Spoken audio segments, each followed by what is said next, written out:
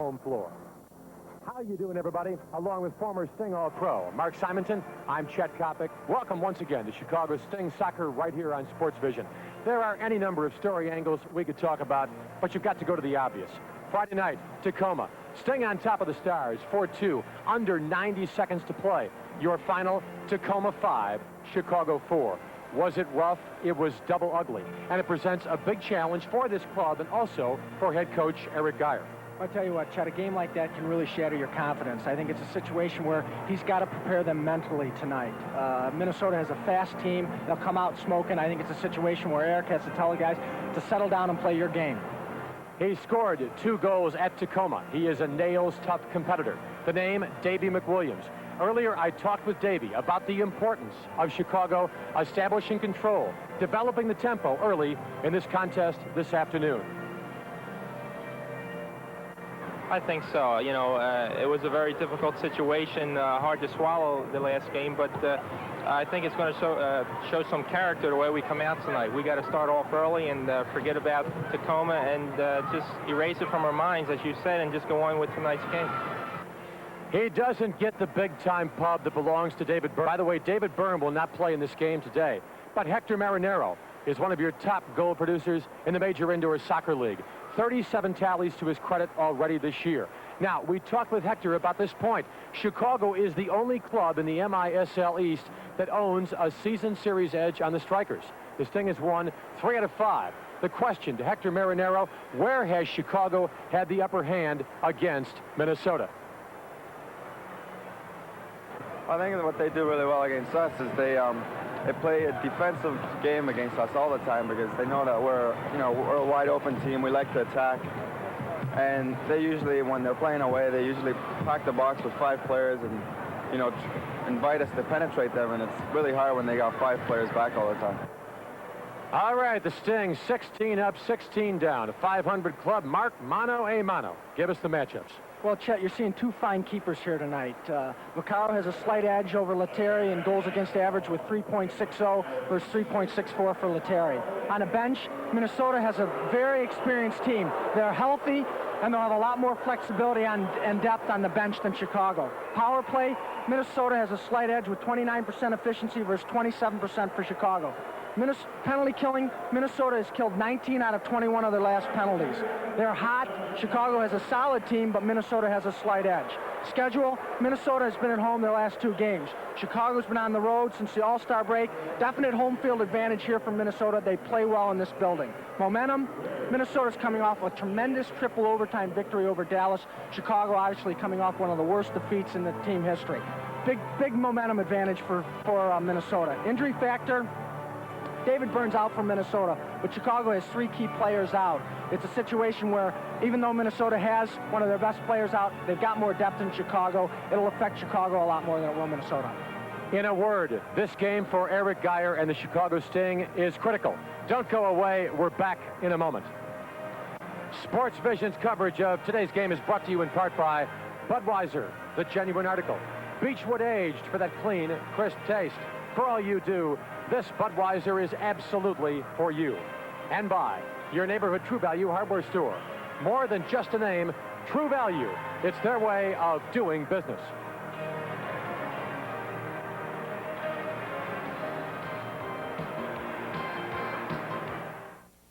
These days, people talk a lot about truth in labeling. At Budweiser, we started our own truth in labeling program over 100 years ago.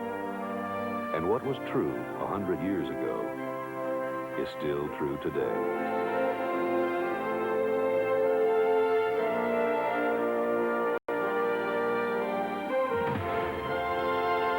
Budweiser, the king of beers. Fact. King Nissan is #1 in sales and has the world's largest Nissan showroom service and parts facilities. Fact. Nobody sells Nissans for less. Fact. King Nissan, home of king-size discounts up to $4,000. Fact. Only at King Nissan, new Sentra prices start as low as $62.99 and new truck prices start at a low $59.95. Fact. At King Nissan, you can own a new Sentra or standard truck for as low as $97 per month. Fact. Nobody sells Nissans for less than Ray Harris King Nissan, home of king-size discounts. 5757 West Toohey in Niles. Southeastern Conference basketball coming your way this season. The nation's best and brightest college stars. Vernon Maxwell, Rex Chapman, Willie Anderson, Chris Morris. The best basketball action in the country. The Southeastern Conference has it. Alabama, Auburn, Florida, Georgia, Kentucky, LSU, Mississippi State, Ole Miss, Tennessee, and Vanderbilt. Southeastern Conference basketball. I wish we wouldn't do refs. Adjacent to Harmon Killebrew Drive here in Paul Bunyan Country, I'm Chet Kopic along with Mark Simonton. The Chicago Sting against Alan Merrick and the Minnesota Strikers.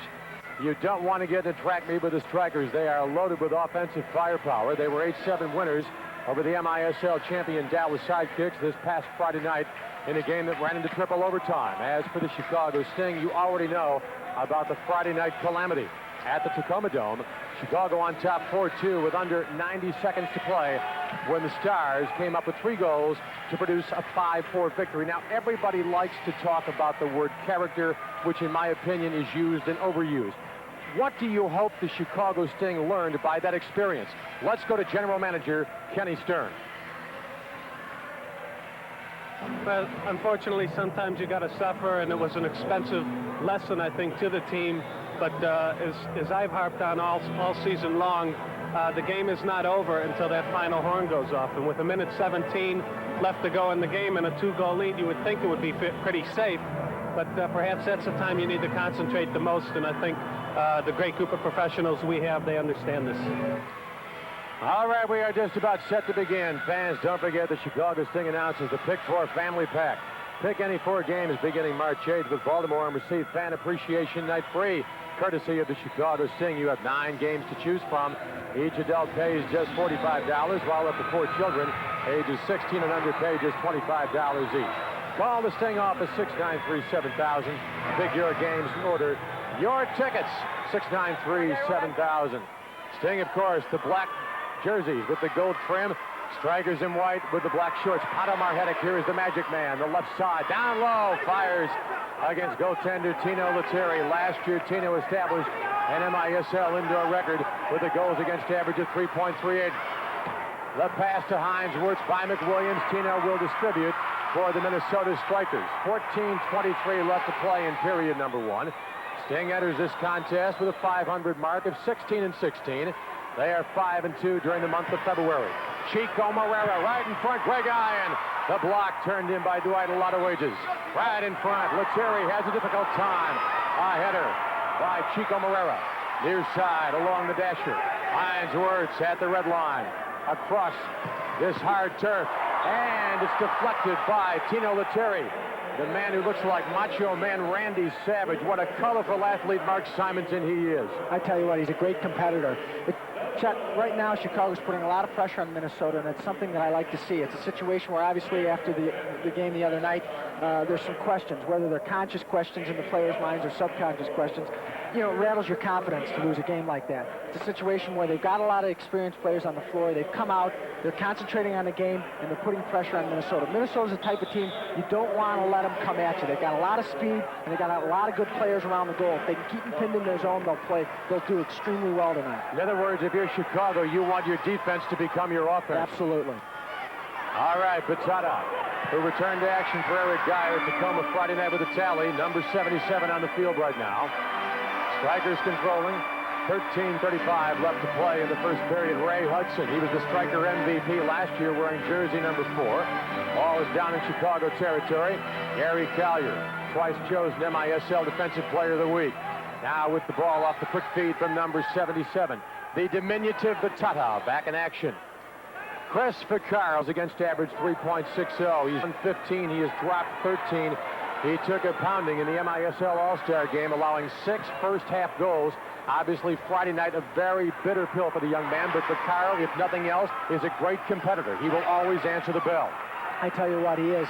You know, I've seen it happen in the past where he's made a couple of mistakes in the game, and he comes out next time working even harder, comes up with a big save. He is such a competitor that I think anytime he's on the floor, he's looking he's looking to help the team win.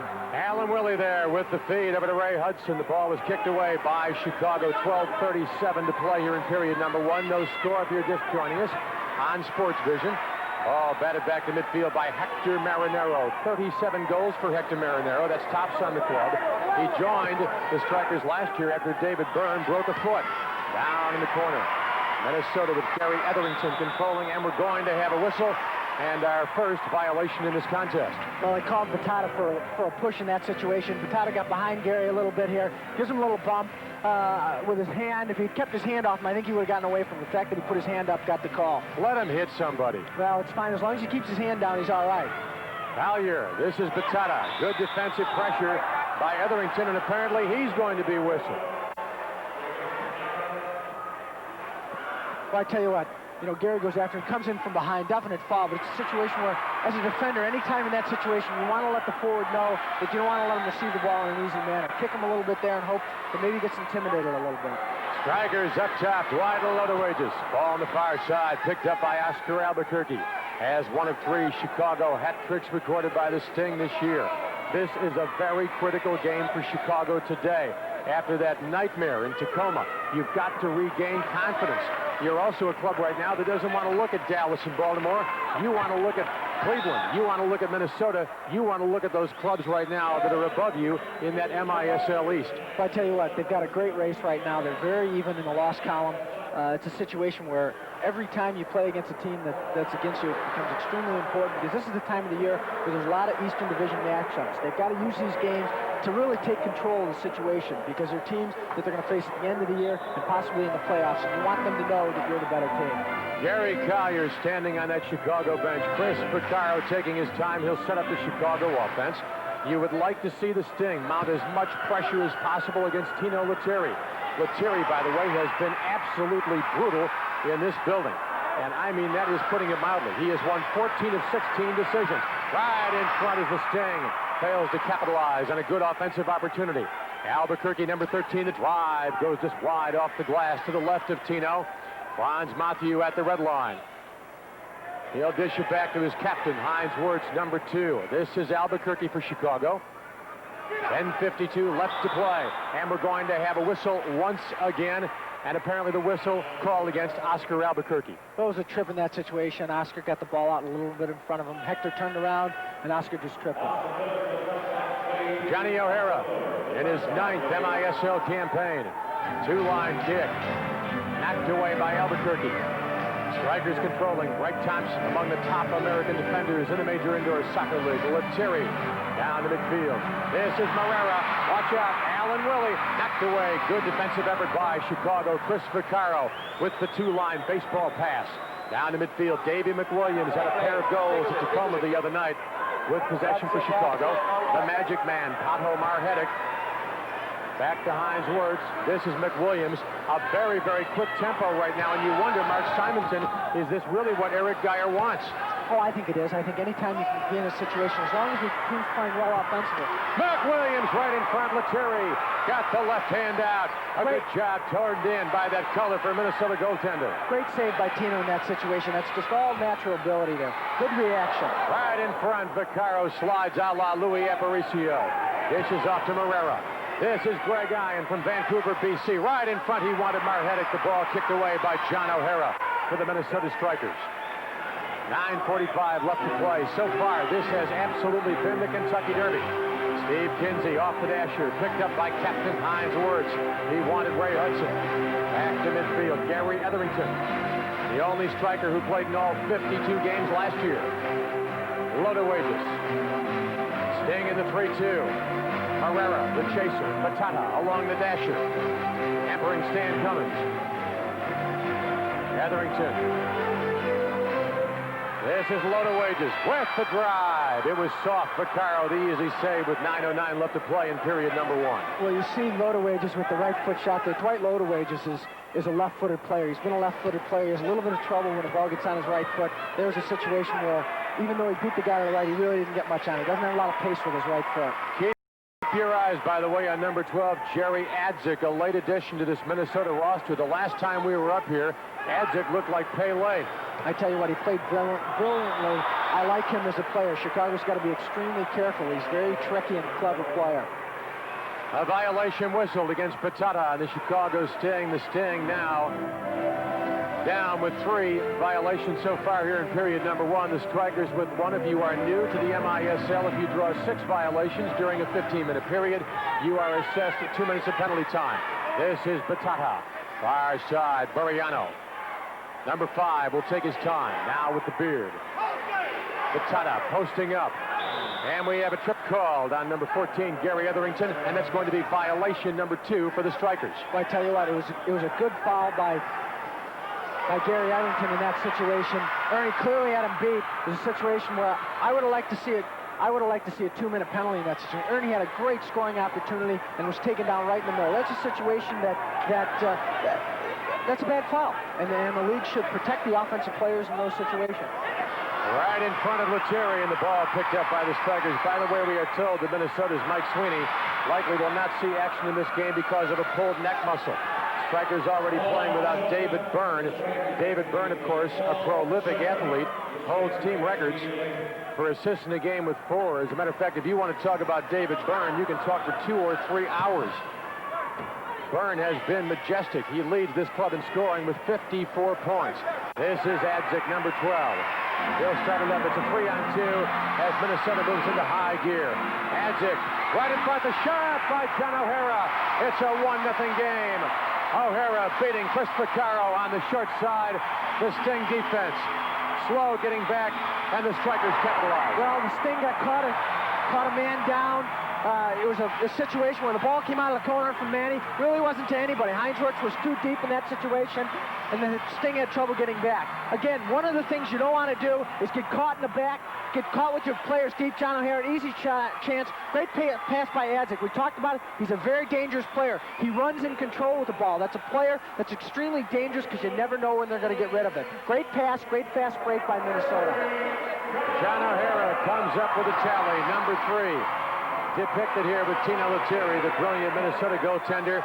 The Strikers today trying for a club record 9th consecutive victory on this carpet here at the Met Center in Bloomington. Here is Chicago Sting coach Erich Geyer lecturing to the troops.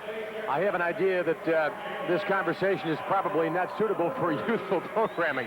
All right, let's pause momentarily. 7:27 left to play in period number 1. Minnesota 1, your Chicago Sting nothing. You are enjoying Sting soccer on the Sports Heavyweight Sports Vision. Quote the Chicago Tribune, Solozzi Edelson Chevrolet in Elmhurst is the largest dealership in Illinois in combined new car and truck sales and service. Solozzi Edelson Chevrolet sells more new cars and trucks than any other dealer in Illinois. The reason is simple. We guarantee we'll save you more money on any new Chevrolet car or truck, or we'll give you back the difference in cash. At Solozzi Edelson Chevrolet in Elmhurst at York and Roosevelt Roads, where you always save more money. Hey, Jimmy. Is that the game? Almost. You going to watch? Yeah, meet some of the guys across the street. It should be great. Once every 4 years, something happens in this country. Once every 4 years, we all come together. You got to see this game. Budweiser is proud to help bring the Olympics to America and Americans closer together. John O'Hara with his 6th goal of the year for a Minnesota Strikers club that's averaging approximately 5 goals per game. Give the assist to number 12, Jerry Adzik. Number 2 for Chicago, the captain, Heinzwirth. The rainbow downfield into Striker territory. Tino Lettieri will distribute for the Minnesota Strikers. And boy, the one thing you do not want to do after that clam bake in the Tacoma Dome on Friday is fall down 2-0 against a club with this kind of offensive potency. Well, Chad, the one thing that we talked about at the head of the show is Minnesota's speed. They've got great speed. You've got to be careful with the counterattack. They can come out of the back very well. Alan Willie marked by Heinzwirth, now by McWilliams. They give off to Thompson. At the point, Strikers controlling. Right in front, good job by Hudson to keep the ball line to try. And it goes just wide of Vaccaro. Albuquerque in the corner, battling with Ray Hudson. As we mentioned, he was the Strikers' most valuable player 1 year ago. Albuquerque looking for a teammate. Dangerous pass across field to Franz Mathieu. Mathieu, of course, the man who lifted the Chicago Sting with that dramatic goal at Comiskey Park back in 1981 into a soccer ball right in front. The mistake by Chicago. Vaccaro caught outside the cage, and it's a break as the Strikers fail to capitalize. And they fail to capitalize with a prolific offensive player, Alan Willie, number 9, right in front of that Chicago net. Well, I tell you what, Chris came up with a nice save there, but again, it was a situation where he miskicked the ball. I saw him kind of shake his head and throw his hands down, but it's a situation that, you know, he made a mistake, but he stood up there and he made up for it. All right, Steve Kinsey, far side. Strikers continue to move. They like to racehorse you. That's their style of play. They'd be perfectly content to win this game 9-7. They like to play the end-to-end style of game. They'll let you come at them, and they'll just counterattack you to death. The drive and the shot. Hector Marinero, our pregame guest, with his 38th goal of the year. Tops on the Strikers. Vaccaro signaling for a timeout, and with 5:37 left to play in the first period. Minnesota now leads Chicago 2-0. Well, again, Jeff, this one came out of the back. Chicago played a ball into midfield there. I think Gary Eddington won the ball. This is a situation where you can't let the guy by you like that. You've got to fight a little bit more. Ball comes up. Again, a fast break situation. Quick counterattack. 1-against-1. Just a great drive by Hector Marinero into the corner, beating Vaccaro. Again, a situation where a ball like that, it's very dangerous to play the ball in the middle. You've got to play those balls along the board. It's much more difficult for a defender to win the ball in a situation along the boards than it is in the middle of the field. You've got more room to cut in front of your offensive player and knock the ball back into the middle. Hector Marinero now with 47 points on the year. Let's pause momentarily with the score. Minnesota 2, the Sting nothing. This is Chicago Sting Soccer on Sports Vision. At last, Woodfield Hyundai is finally open. We're the Midwest's newest Hyundai dealer, and we plan to be the largest. I'm Bill Snowden at Woodfield Hyundai in Hoffman Estates. We've got 4 acres of brand new Hyundais in stock for immediate delivery. Plus, we've got easy on-the-spot financing for qualified buyers, bonus trade-in allowances, and that's not all. Our introductory prices are so low, we believe no one will sell you new Hyundai for less. Come on down to Woodfield Hyundai, now open at the corner of Higgins and Roselle Road in Hoffman Estates. By the way, Hector Marinero notched his 4th hat trick of this MISL campaign against the Dallas Sidekicks in the Strikers' 8-7 triple overtime victory this past Friday night. Your next Bulls game on Sports Vision, Tuesday, February 23rd, 7 p.m. Doug Collins, the Bulls, hosting Bernie Bickerstaff and the Seattle Supersonics. Join Jimmy Durham, Johnny Red Kerr out of Tilden Tech for all the exciting play-by-play in color. Sports Vision, your place for NBA round ball. And right now, the Chicago Sting needs to get on the board and do it quickly. They are down 2-0, 5:31 left to play here in the first period. Defensive pressure being applied by the Strikers there in the white shirts. Greg Ian across to his teammate Gary Collier. Collier tops on the Sting when you talk about blocks. Collier has some room to operate. Ian posting up, hampered by Jerry Edzik. This is Chico Marrero. Batata, the near side, wants the shot against Lettieri.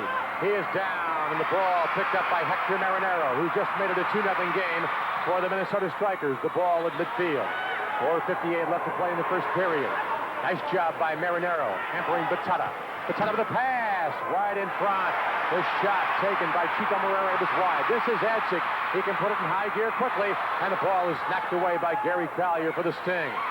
Marrero has it batted away. I'll tell you something. Jerry Edzik, if nothing else, redefines the phrase active player. I tell you what, he's a very quick player. He, as I pointed out on the goal, Chet, he runs very much in control with the ball. It's a situation where he's a kind of a classic Yugoslavian player from the standpoint he's got excellent skills and he moves very well with and without the ball. Chris Vaccaro was your Major Indoor Soccer League December Defensive Player of the Month. Alan Willie, number 9, with the ball. Marrero is bypassed. Now in the attack zone. This is Steve Kinsey. Over to Thompson. Ball back in midfield. Picked up by Dwight Lodowages. Has 32 points this year. Lodowages does right in front. Ball kicked away by Charlie Ficus. Header by Marrero. That'll set up Chris Vaccaro for the 2-line distribution. He wanted Davey McWilliams, formerly of the Baltimore Blast. McWilliams with a pair of goals at the Tacoma Dome. That was one of the bright spots for the Chicago Sting this past Friday night. Chicago 10-6 at home, 6-10 on the road. The Strikers are 15-4 in this building. As right in front, Stan Cummins, hampered by Charlie Ficus. Boy, if you fall down 3-0, it might be time to turn in the prayer book. Well, Chet, you know, Minnesota's well aware of what happened in Chicago. They're going to try to put as much pressure on them as they possibly can. On the post up, Alan Willie almost made the connection. Vaccaro dives. On this hard surface here at the Met in Bloomington. Mark Simonton, you played on this surface. As far as I'm concerned, you may as well play on Western Avenue. It's like playing on asphalt. It is. It's got to be probably the hardest surface in the league. It's a situation where they literally freeze the turf. The pad isn't very good right onto the ice, and it's a little bit rough on your legs. Near side, Marinero. Now, once again, Jerry Adzik. He is number 12, picked up by Albuquerque. Nice pass to Ray Hudson. The drive right in front. Right at Marrero with the block. Far side, Gary Etherington back to the point. Now at midfield with 2:35 left to play in the first period. Stan Cummins. Marhetic couldn't make it happen. This is Davey McWilliams. Ball at midfield. And the tempo that the Chicago Sting established in the first 3-4 minutes of this game, for all practical purposes, has evaporated. Well, I'll tell you, they look a little bit flat right now. I think obviously that's why Erich called the timeout. It's a situation where they've got to stay with Minnesota in front of goal, but they have to be well aware also that they can't get caught up front. The first goal was because of the fact that they kind of overran the play. It was a situation where you had 3 forward players that were within 4 or 5 yards of the end of in front of Minnesota's goal. The ball came out. Minnesota had an automatic 3-against-2, and a goal resulted. Vaccaro downfield. The ball winds up in the 5th row with 1:55 left to play. Tino Lettieri, by the way, is 1 up, 3 down this year against Erich Geyer in the Chicago Sting. 14-2 here at the Met in Bloomington. Alan Merritt, head coach of the Minnesota Strikers. In his 4th year as the Top Gun, 2 times Soccer Digest Coach of the Year. By the way, we extend our greetings to Norm Jacobs, the godfather of Century Publishing and the founder of Soccer Digest. We also extend greetings to Sting fans Howard Kaplan from Henry K. Jewelry, Joe Gentile, the Baron of Barrington. All right, back to live action. Strikers controlling. They're on top 2-0. Low wages, hampered by Batata. Sting playing without Ben Collins, who is their top goal scorer. Conversely, David Byrne, Minnesota's top overall scorer, not dressed for this game today. He will be our guest at halftime of this contest. Captain Heinz Wirtz, who was bruised earlier on Minnesota's 2nd goal, wanted Manny Rojas. Now the ball at midfield. Greg Iron for Chicago. He's got Batata. Batata picked up. Nice job by Loaded Wages. Good job by the diminutive Batata, number 77, to keep the ball active. Along the near dasher, Alan Willie, big number 9, a tough post-up player. Far side, this is Loaded Wages. And I'll tell you something, I like the way Batata's playing defense right now. He's showing me something. Well, I tell you what, he's working very hard. Situation there where he almost caused another defensive lapse by the Sting. The Strikers controlling right in front. Oh, and Dangerfield, Chris Dangerfield, had an opportunity to make it a 3-0 game for Minnesota. 40 seconds left to play in the period. This is Loaded Wages off the glass, still in the attack zone. Minnesota would love to pick up that 3rd goal. Push there against Batata. Loaded Wages coming along the boards. Batata using his body. Chicago with its 4th violation. Shouldn't be a factor with only 30 seconds left. Dwight Loaded Wages, by the way, the club's all-time leader in penalty minutes. Strikers will have the opportunity for the restart. There's 6-11 on the road, but they are Halley's Comet here at the Met. Batata, the reverse kick, back to midfield. And so far, Tino Lettieri, for all practical purposes, has been on vacation during the first period. Here, dasher, Marinero. Don't give that guy any room. He wanted Jerry Adzik. Adzik has the ball kicked away by Greg Iron. This is McWilliams. And a great job by Lettieri coming out to thwart the offensive opportunity as the period ends. I tell you what, it was a heads-up play by Tino. I think that's what makes him such a great goalie, is his activity level. He's way out. He's all the way at the red line. He saw that there was only about 10 seconds left. The ball was in their zone. Chicago won the ball. McWilliams came off the bench. Tino's already out there. He's playing like a defender now, not a goaltender. His defense has time to get back, and he really stopped an opportunity that could have been very dangerous for Chicago. And with a score, The Minnesota Strikers 2, your Chicago Sting nothing. Period number 1 is in the book. Let's pause for a moment. This is Sting Soccer on Sports Vision.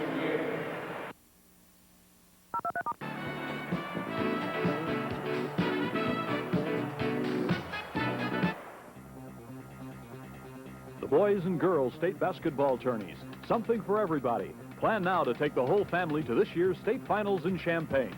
The basketball will be spectacular. All the family will have fun. Special ticket prices are available by ordering in advance. Just call 217-333-5000. That's 217-333-5000 to order tickets for this year's boys and girls state basketball finals in Champaign. Credit cards accepted.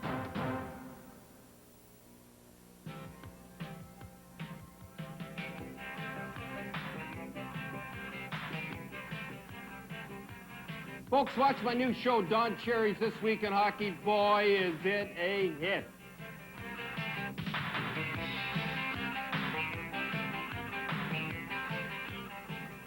Catch all the action on Don Cherry's This Week in Hockey on Sports Vision, Chicago's winner on cable. How would you like the best entertainment value in town? The Chicago Sting's got it. The Pick 4 Family Pack. Pick any 4 games from March 8th on and get Fan Appreciation Night free courtesy of the Sting. Just $45. Get you main floor seats for 5 games of exciting Sting soccer. A $75 value for $45. And bring up to 4 children for 5 games at just $25 per child. The Chicago Sting's Pick 4 Family Plan. Call 693-KICK to order yours today. Playing without their top goal scorer, Ben Collins, and also the Iron Man, Paul Crumpy, 2 guys who can run. The Sting right now trailing the Minnesota Strikers after 15 minutes, 2-0. By the way, the broadcast rights to this contest have been granted to Sports Vision by Lee Stern and the Chicago Sting solely for the entertainment of our audience. Any reproduction or other use of this program without the expressed written consent of Sports Vision and the Chicago Sting is prohibited. Mark Simon. You know Erich Geyer. What's the lecture all about? Well, I think what he's talking about is what happened on the first goal. It's a situation where you can't overrun the play. You've got to have the numbers in the back. It's a situation where the ball went into the corner. They got caught up with 3 guys. The ball came out. It was not a good pass out of the corner. Came out. Minnesota breaks out very quickly. That's classic Minnesota-style soccer. They like to play a counterattack type offense. They'll absorb a little bit of pressure and they'll come at you very, very quickly. It's a situation where if you let the game develop in that manner, you're going to get beat. Hey, Sting fans, the next 3 exciting Sting home games will be followed by 3 great concerts. February 23rd, the Sting takes on the San Diego Sockers. Are they good? Check the numbers. They are awesome. Sergio Mendes in Brazil, 88, keep the beat going in a post-game show sponsored by WOJO. The Magic Man, Pat Homar, headed with the ball. February 27th, your Sting go up against the Cleveland Force. Following the game, the Jets will show you their stuff. They will strut their stuff. And on March 1st, courtesy of Mindscape, on the restart by Pato, the Miami Sound Machine, Gloria Esteban, will play their Latin rhythms for you after the Sting play and beat the Los Angeles Blazers. Tickets are going fast, 559-1212. To charge by phone or visit any Ticketmaster outlet. 14:28 left to play in the second period. There is Alan Willie. Had 106 goals his first 3 years with the Strikers. Has an 8-game scoring streak entering play today. Mark, kind of interesting that David Byrne should not be in uniform today because I would imagine you could probably spend about 2 six-packs of bud in about 3 hours talking about the number of elbows you and David Byrne exchanged over the years. Well, I tell you what, David played center forward for Toronto back in '84 when Chicago won the outdoor championship, and I took a few swipes at him. By the way, the Strikers' single-season record for goals, 49, set by Jan Goossens, now with Kansas City. That was back in '84, '85. Alan Willie at midfield. We have switched sides. Strikers now moving from right to left on your television screen. Number 13, Stan Cummins. He beat the Sting 6-5 last year with a goal during the second overtime. Far side, Steve Kinsey will track it down. Chet, there was a situation there where Chicago's got to be very careful. Franz Matthew was pushed up. Pato Marhetic was caught marking Alan Willie in the back. What you don't want to do is get Pato playing man-for-man against one of Minnesota's most dangerous players deep in front of your own goal. They really like to post up with Alan Willie, don't they? Well, he's big, he's strong, he uses his body very well. It's a situation where you can play a ball up to a player like that and use your speed to run off of him. All right, Greg Thompson with the ball. Back to midfield. Dwight Alodowages. He is a very aggressive player. Right in front. Geyer. Oh! Ray Hudson was set for the shot. It was batted away with 13-18 left to play in period number 2. Albuquerque. Minnesota doing a good job of preventing the Sting offense from really moving out of first gear as the ball winds up in the colorful seats here at the Met, which I would imagine today are filled with about 10 to 12,000 paying customers. Nice crowd here today from Minnesota. Obviously, they want to put a good show on for their fans. It's a situation where Allen, I'm sure, has told these guys, listen, Chicago's beaten us many times before, guys. Don't let up. You let up and let them get back into the game. They're going to gain some confidence, and they're going to start playing much better. We've got them right now where we want them. They're pushing up. They're pressing for a goal. We're going to get another one. Be patient and play hard. Chico Moreira, Lettieri with the Kevin Butler-style soccer kick. That would have been good for 3 points at Soldier Field. We'll have a restart. By the way, speaking of Ben Collins, who is back in Chicago nursing that pulled hamstring, we extend a greeting, a special greeting to Benny. Benny, by the way, Mark, holds the Minnesota record for goals in a period. That's 3, set versus Mark Simonton, Willie Roy in the Chicago Sting, March 10th of 1985. Batata on the restart. Captain Hines, or it's Rojas in front. Wanted the dasher. Now Jerry Adzik will chase it down, but Chris Picard comes out to meet the ball for the Chicago Sting. Dasher the far side. Chico Moreira in the attack zone. Steps it up a gear. Ball is batted away by Minnesota. The Strikers love to run. Greg Thompson is number 10. Off the dasher. Good job by Batata. Ball back to the shot. Was taken by Greg Thompson. It was high and wide against goaltender Chris Picaro, who was in serious trouble. This could have been a 3-0 game. The ball back in midfield where it's picked up by Vancouver, BC's Greg Iron. Now Batata. Hines Orts, number 2, off the dasher. Rainbow time. Jerry Adzik. Don't let that guy put it in high gear. The near side. Picked up by Steve Kinsey. Right in front. The shot. And the save. The block turned in by Captain Hines Wirtz. I tell you what, good heads-up play by Hines. That's a sure sign of experience there. He looked at the situation that was developing. The man he was covering had moved himself out of position. Hines stayed in the corner within the net so that he knew there was a situation where if Chris got caught moving over a little too quickly, he could cover behind him. Well, I got to tell you, after playing 90 minutes of soccer on Friday night, I thought the Strikers might be a little bit sleepy today. These guys look like they came ready for the Los Angeles Times track meet. Shot by Hines Wirtz right in front, went wide of goaltender Tino Lettieri. The ball is up in the crowd. Well, we've got an intentional kicking the ball into the stands violation. The Sting will get a dangerous restart on top of the goal. Again, Chicago has to start getting something from these. They've had a couple of opportunities. They got to start getting some good shots, because what happens when they don't, when the ball gets blocked in the middle, is last time, and I'm sure it'll happen again, Minnesota will get the quick counterattack. They've got to be extremely careful here that they get a quality shot off a situation like this. By the way, Tino holds the Minnesota record, 37 for single-season penalty minutes. Boy, is he fun to be around. The Magic Man, Pato Marhetic. Manny Rojas. The block turned in by the Strikers and by number 10, Greg Thompson. Once again, the high looper. Off the Minnesota bench, and we're going to have a restart. With 11:23 left to play before halftime, our guest at the break will be Minnesota's premier scorer, who is sitting out this game today, David Byrne. Well, Chet, again, it was a situation where a better pass from Alan Willie in that situation would have resulted in a Hector Marinero breakaway. Chicago's running everybody up. They're getting caught in front of the goal. They've got to start moving some things around. They got to get a little more active. But again, they don't want to overrun the play. Don't get caught up with 3 guys. You're going to get counterattacked by this team all night long. Elsewhere around the MISL at the break, Baltimore, the Blast leads St. Louis 3-1. Marhetic, he's picked up on a triple. Williams. Nick Williams. Wanted Marhetic coming back. Couldn't get the job done. Distribution by Tino Lettieri. Ray Hudson with the ball. Picked up by Pato. Ball back to midfield. Strikers on top 2-0, and they have begun to slow down the pace just slightly.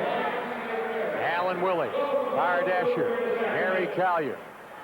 They like to run. Their plays are very, very aggressive. Their plays are not really defined. It seems like they have 2-3 options, but the idea is continuous movement. Greg Thompson, number 10. Taking his time, now number 15, Chris Dangerfield. Dangerfield had 3 game-winning goals last year. Picked up by Oscar Albuquerque. Down to the curve. 10:26 left to play in the second period. Neil Allen now seeing action. Low to wages. This is McWilliams. Low to wages right in front. And the block turned in by Gary Callier, who twice this year has been chosen MISL Defensive Player of the Week. One of those weeks occurring prior to the All-Star break. The Magic Man, Erich. Over to Oscar Albuquerque. Ball downfield where the strikers will take their time and reset the offense. Otto Erich, 1983 Sting Most Valuable Player, has 9 goals so far this year. As you know, Mark, his role was changed definitively on this club. Well, I tell you what, he is. He's very much an assist man. He's a guy that sets things up, plays very well when he's on the ball. Jerry Adzik with a good job to get the shot off in front of Gary Callier. Chris Vaccaro was there to meet the challenge. Now Oscar Albuquerque in midfield. 9:31 left to play in the second period. The Minnesota Strikers are on top 2-0 against Erich Geyer and the Chicago Sting. This time trying to eclipse the hangover from that Friday night loss at the Dome out in the Pac Northwest against Steve Jungle Preki in Tacoma. Hines Wirtz, far side, Oscar Albuquerque. Oscar in his 8th year of Major Indoor Soccer League competition. Picked up on the double. The drive, Batata, and number 77 connects. It's a 2-1 game. A blast froze Tino Lettieri. Well, I tell you what, situation there, they worked the ball on the outside, then got the ball back in the middle. Again, this game is so simple. Albuquerque fighting for the ball here. Ball squirts between Neil Roberts' leg, and Batata's there for the drive. It's a situation, again, Chuck. Teams are closing us down in the middle. When Chicago tries to force the ball into the middle, teams are winning the ball and getting the counterattack. You want to work the ball to the outside, then bring the ball into the middle for the shot. Good play by Chicago. They're going to have to continue to do that. You've got to work the ball around the perimeter and then bring it into the middle for the finish. For Batata, his 15th goal of the year. He also has 16 assists. He is tied for the number 2 position on the club with 3 game-winning goals. 8:55 left to play. Here is Erich. Greg Ian trying to control. He wanted the Magic Man coming back in the post-up position. This is Erich, number 10. Jerry Adzik moves in. Jerry Adzik, number 12, a very active player, an end-to-end, coast-to-coast type of player, if you will. Ray Hudson, the striker MVP last year, wants the 2-on-1. Now McWilliams moves in, along with Franz Matthew. The drive by Marinero. And Vaccaro sprawled to make the save. Great save by Chris there. I think the ball came probably through Davey McWilliams' legs. Good heads-up play by Chris Vaccaro. All right, the captain, Hines Wirtz, has scored 3 straight game-winning goals at the Rosemont Horizon. This is McWilliams. Erich, number 10. Otto moving in toward Lettieri. This is Franz Matthew right in front. It's a 2-2 game as McWilliams, number 19, Davey McWilliams, is Johnny on the spot. And all of a sudden, the Sting has seized control of the tempo of this contest here in the Northland. Well, Chet, again, it's what I talked about before. Take the ball outside when teams close up against you. Again, Franz Matthew on the outside. Someone's got to come out to get him. Nobody comes out. You've got some time to pick your spot. Finally, someone comes out. Ball back in the middle, wide open on the far post. What you don't want to do in that situation is try to go with the first pass into the middle. The last pass has to be into the middle. What a great job on that pass by Franz Matthew, just slightly off the dasher past Hector Marinero to set up this man, Davey McWilliams. We are back in a moment. Our score, 2-2. Strikers, the Sting. This is Chicago Sting Soccer on Sports Vision.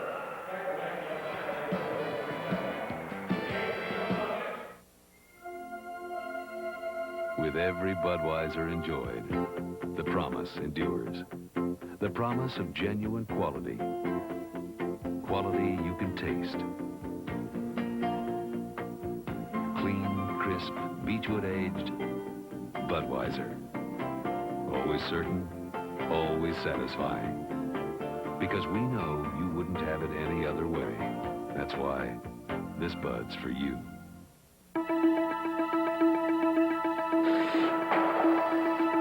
Great rewards always come from giving it your best. And that's understood around the world.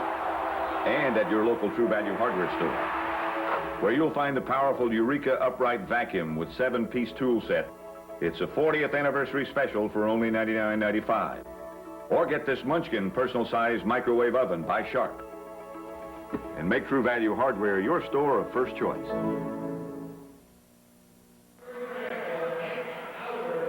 All right, back we are. Davey McWilliams beats Tino Lettieri to tie this game up at 2. The Minnesota Strikers trying to establish a brand new club record today with their 9th consecutive victory on the home floor. This building, of course, the home of the Minnesota North Stars, 1981-82, 83-84 Norris Division champions.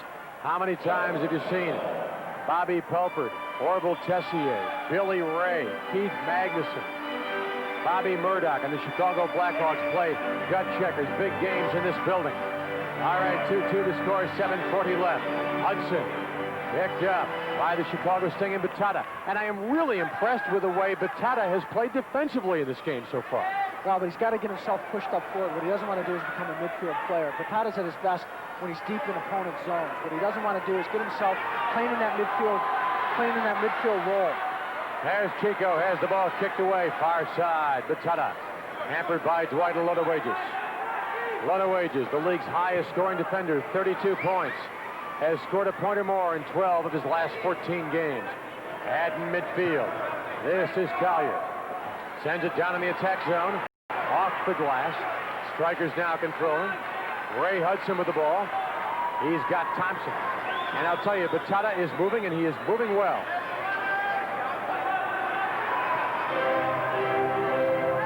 Stan Cummins, number 13. Watch out, right in front. And a good job by Morera to prevent the offensive opportunity. Manny Rojas with the header. 6:35 left to play in the second period. Ball back at midfield. Lodowages. Far side. Strikers controlling. Right in front of the shot. And a great save. Turned in by Chris Vaccaro. Off the shot by Alan Willie. Gary Etherington has the ball kicked away. Charlie Ficus, the Indiana business graduate, will chase it down. Here is Manny Rojas. He's got Lettieri. Get rid of it. There's got to be a penalty called there. There's got to be a penalty, and there will be. That very much surprised me. I saw Tino starting to come out. He fell back. Maybe he didn't feel he could win the ball. Situation. Manny Rojas very much in control when he's dribbling the ball. Great player. Beat Tino. I don't think Tino realized that Alan Willie was coming up behind him. I don't think he would have taken him down because I think Alan Willie might have had this ball covered. You see him coming in. Manny had pushed the ball a little too far. I don't know if he could have gotten his foot in it before Alan would have gotten the tackle. Tino takes him down. We'll get a penalty kick here. And I got to tell you, you saw the expression on the face of Tino Lettieri. He is not the happiest guy in the building right now. Well, again, it was a situation where his defense really abandoned him in that situation. Everybody got pushed up. Everybody was going forward. Charlie Ficus did a tremendous job winning the ball. Played the ball off the boards to a breaking Manny Rojas. Great play. You know, Chet, this is a strange situation. Manny Rojas normally takes the penalty kicks for Chicago. A lot of times, coaches will not allow players that were involved in the incident to take the penalty kick. It's a psychological thing, but I think a lot of coaches feel like when a player gets taken down, that something might have happened. They might be thinking about the play, and they're not concerned with just putting the ball in the goal. I don't know if it's bad luck. Let's not jinx Manny Rojas. Manny's got a great veteran player. He's got a lot of experience. I'm sure he's very, very confident, but it's a difficult situation sometimes. Come on, Manny. The shot, yes! And just as quickly, if you blinked your eye, you missed it. Manny Rojas has given Chicago a 3-2 lead, and there is a very perturbed Tino Lettieri. A happy Chicago bench. Erich Geyer and the Sting were down 2-0 just moments ago. They look like a club that might get blown out, and now they lead 3-2 as we pick it up a second time. Well, just a classic penalty kick. Tino picks the side. Manny goes to the other side. Tino's really guessing. Manny just outsmarted him there, brought the ball back across. Kind of a classic penalty shot situation. And so Alan Willie is out of the penalty box. Teams are now at full and equal strength with the goal scored by Chicago. And suddenly a 2-0 deficit. has been washed, has been tossed out in yesterday's laundry as Erich Geyer and the Chicago Sting lead by a count of 3-2. Marinero. Now Chicago. McWilliams with Albuquerque. 2-on-1. Etherington back for the Strikers. This is Oscar. Pass by McWilliams just a little bit too far. Hines works at the point. The Magic Man, Pato Marhetic at midfield. The Argentinian down to Dave McWilliams. Now you've got to wonder how the Strikers are going to react. Might they change up their tempo, their modus operandi? They like to play it fast and loose. Might they now concentrate on defense? Might they put their offensive game into a shell? I don't think they're capable of playing that way. I think they're... Shot by McWilliams. Lettieri comes out to make the save. Right in front in the penalty area. McWilliams doing a good job to keep the ball active. Now back at midfield. Boy, I like the way McWilliams plays. He's nasty. He's a competitor. Well, he plays tough. He's a hard-nosed player, works hard, uses his body very well. If you look at his career marks, McWilliams is the highest scoring American on this Chicago Sting roster. The shot taken by Chicago and by Ernie Buriano. Adds it with a reverse kick. Ball in midfield.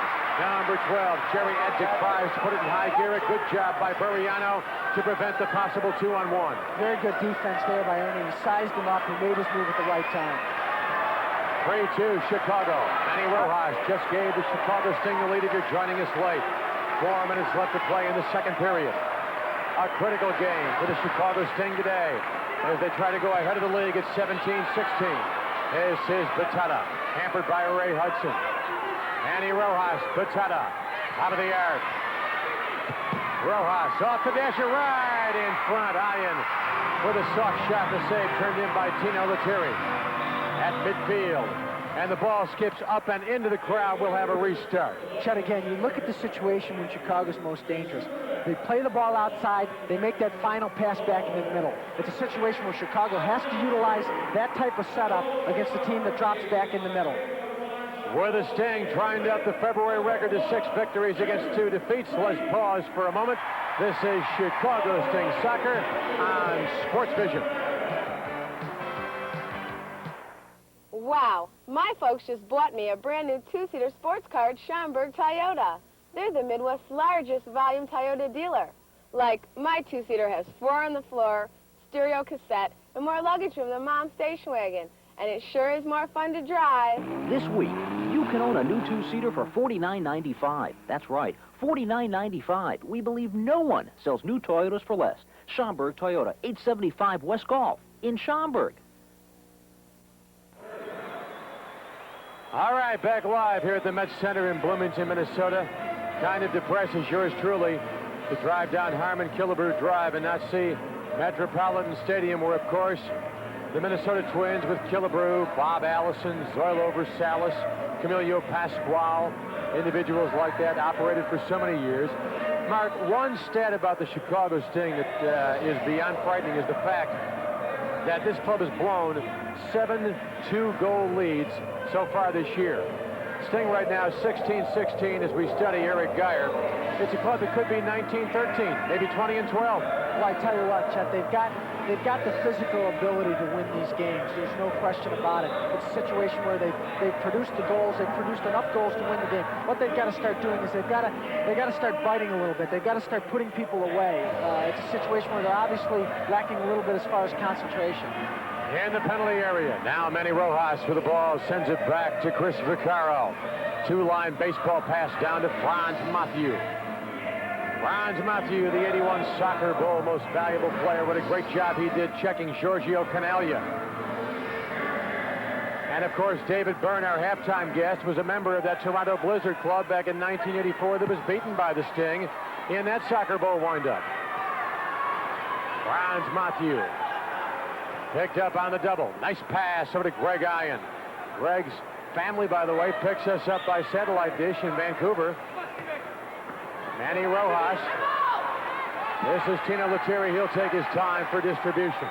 And knowing Tino Lettieri, I have an idea right now that if this remains Chicago 3, the Strikers 2 at halftime, some people are going to hear from Tino Lettieri.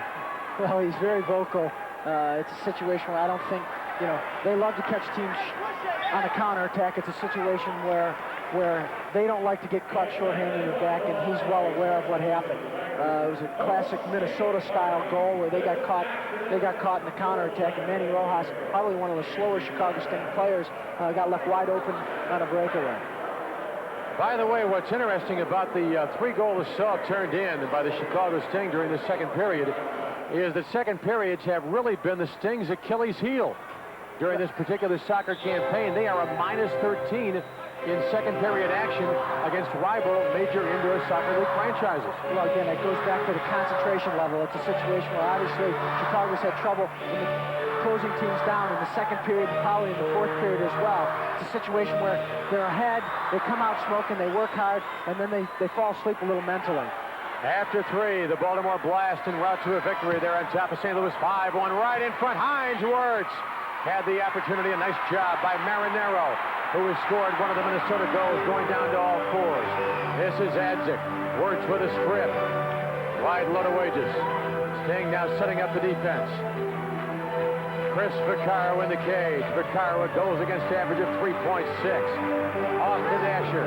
This is McWilliams. Dangerous type of pass, Mark Simonton in that area.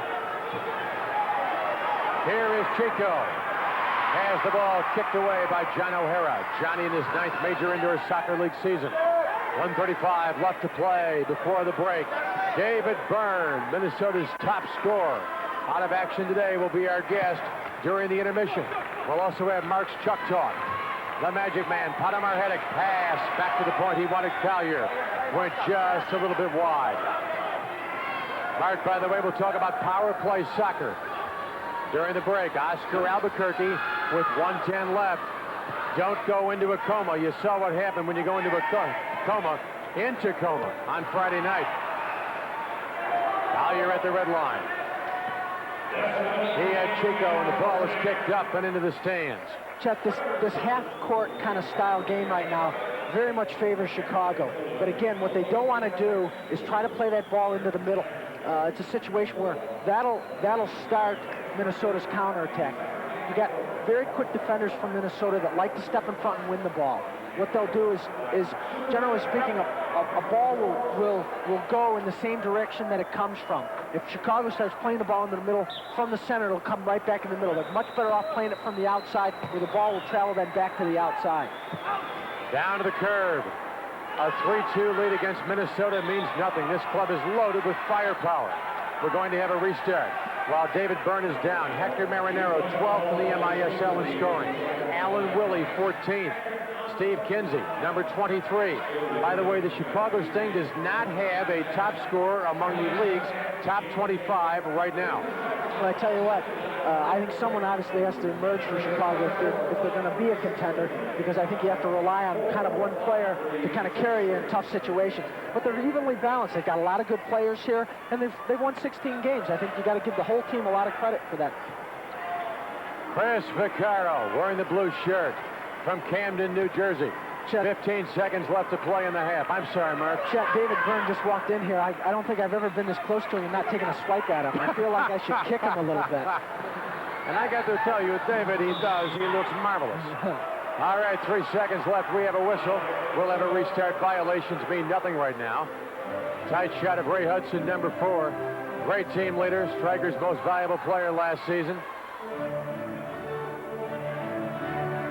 A very exciting 30 minutes of soccer coming to a close here at the Met Center in Bloomington. The horn has been sounded. The Strikers opened up with a 2-0 first period lead.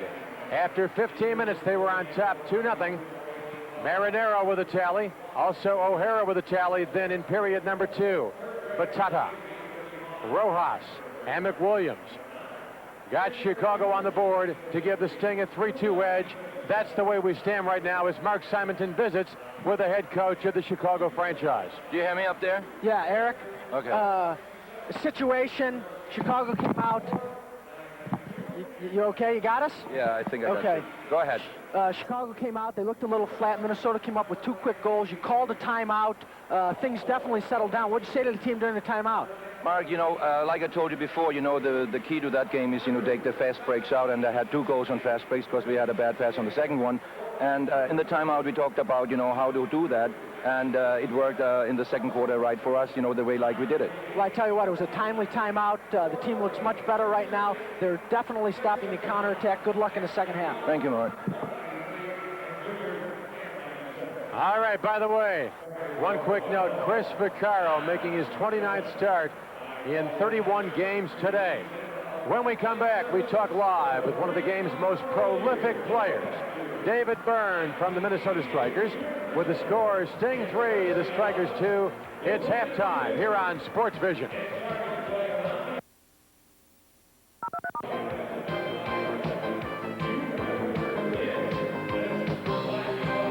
Chicago, we got it. We got the All-Star game in Chicago town. We got an All-Star season and we're playoff bound. Catch the stars. Tickets for every home game Feel the thunder. are on sale now. Pick the teams you want to see, the dates you want to make. Get your tickets at the stadium, Ticketron, or Catch the stars. call 853-3636. Feel the thunder. Bulls 88, the only way to go. Hello, everybody. I'm Carl Foster. Join me each week right here on your favorite station for Inside World Tennis, the weekly fast-paced magazine talk show all about the world of tennis, both on and off the court. Every week, we cover the world of tennis, both professional and amateur, from tennis fashions to sports medicine, instructional tips with Spike Gurney, as well as our Pro of the Week and a Junior and Senior Player of the Week. It's all on Inside World Tennis each week right here on your favorite station. Don't miss it. The UIC Flames, led by leading scorer Jeff Nelson, take on the likes of Michigan State, Michigan, Bowling Green, and Western Michigan in the tough Central Collegiate Hockey Association. Follow the Flames all season long on Sports Vision and catch the Flames firsthand at the UIC Pavilion, located at Racine Avenue and the Eisenhower Expressway. Tickets are available at Ticketmaster and the Pavilion box office. Call 996-2773 for more information. The UIC Flames and Sports Vision, Chicago's winners on cable.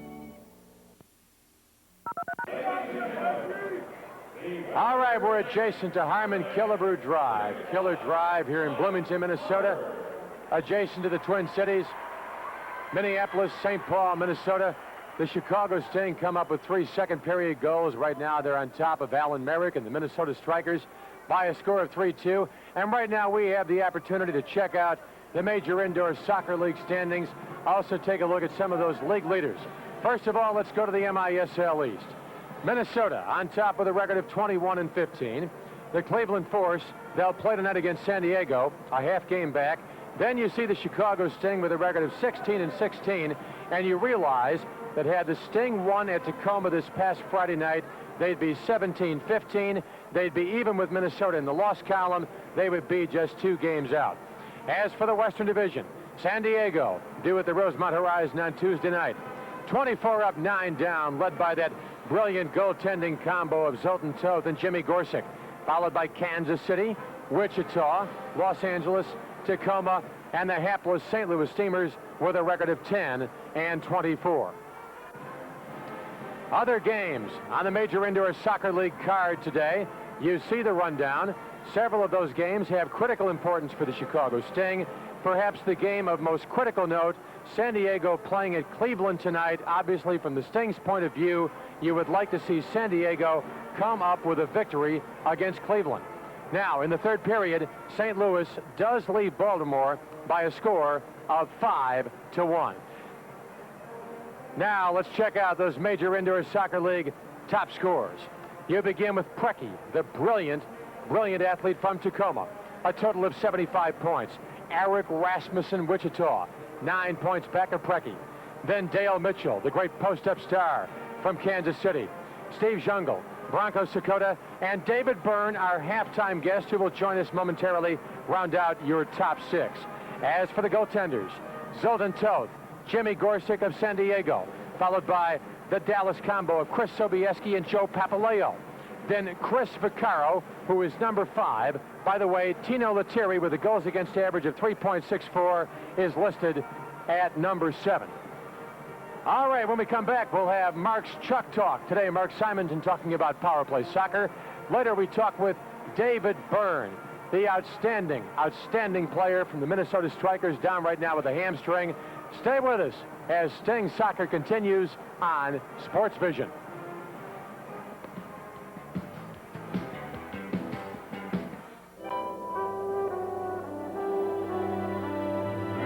Once every 4 years, something happens in this country. Once every 4 years, the Olympics come to America. And once every 4 years, we all come together. Budweiser is proud to help bring the Olympics to America. Good picture. And Americans closer together. If you're looking for the latest in footwear fashion, how's this look? The latest from Foot Locker. Exclusively at Foot Locker, the Nike Air Python. It's our latest look. This Nike basketball shoe has the Air midsole you expect and a long-wearing outsole. But for that fashion appeal, a metallic reptile print extends all the way around the shoe. The Air Python, exclusively at Foot Locker.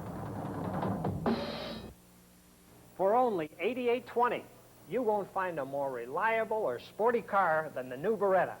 And we have over 250 new Berettas ready for immediate delivery. It's prices like this that make Solozzi Edelson Chevrolet #1.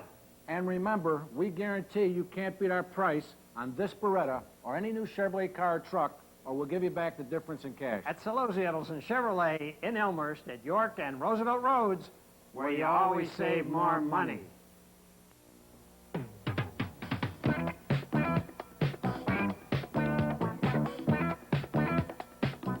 Hi, I'm Mark Simonton, and welcome to the Sting Locker Room. Tonight we're going to talk a little bit about the power play. The power play is an integral part of the indoor game. And to be successful on the power play is really punishing the opposing team for a foul. The key to any good power play, in my opinion, is activity. But there's 3 distinct strategies that I like to use to see a successful power play. They are shoot from the corners, get the ball to the middle from the corner position, and pass to the far post. In shooting from the corners, it takes great activity from what I consider the quarterback of the power play, which is the middleman. By driving himself at a defender and causing the defender to commit and laying the ball off to the outside, gives this outside position an open opportunity at the goal. A strategy used by a lot of teams very successfully, and again with a lot of activity, is playing the ball into the middle from the corner position. Again, good passing amongst the corner or perimeter players will cause the defense to get out of synchronization. In getting the ball into the corner man and drawing a defender out, he must swiftly play the ball either off the boards or directly in the middle to the player here for a scoring opportunity. It's a great strategy, but activity on the perimeter as well as with the ball in the corner is the key. And finally, a strategy used by many teams, and especially a team like the St. Louis Steamers for many years, a top power play team, it's a pass to the far post. Again, to create a lot of activity with good passing from the perimeter. As the defense becomes overcommitted on either side, there's generally a passing lane to the far post. As this defender comes out to stop the shot, this forward who is in the corner pulls over into the middle and looks for the easy tip-in on the far post. Again, the key to good power play is activity, not only with the ball, but with the front players. Good screens, good tip-ins make a successful power play. Again, remember the activity. See you next game.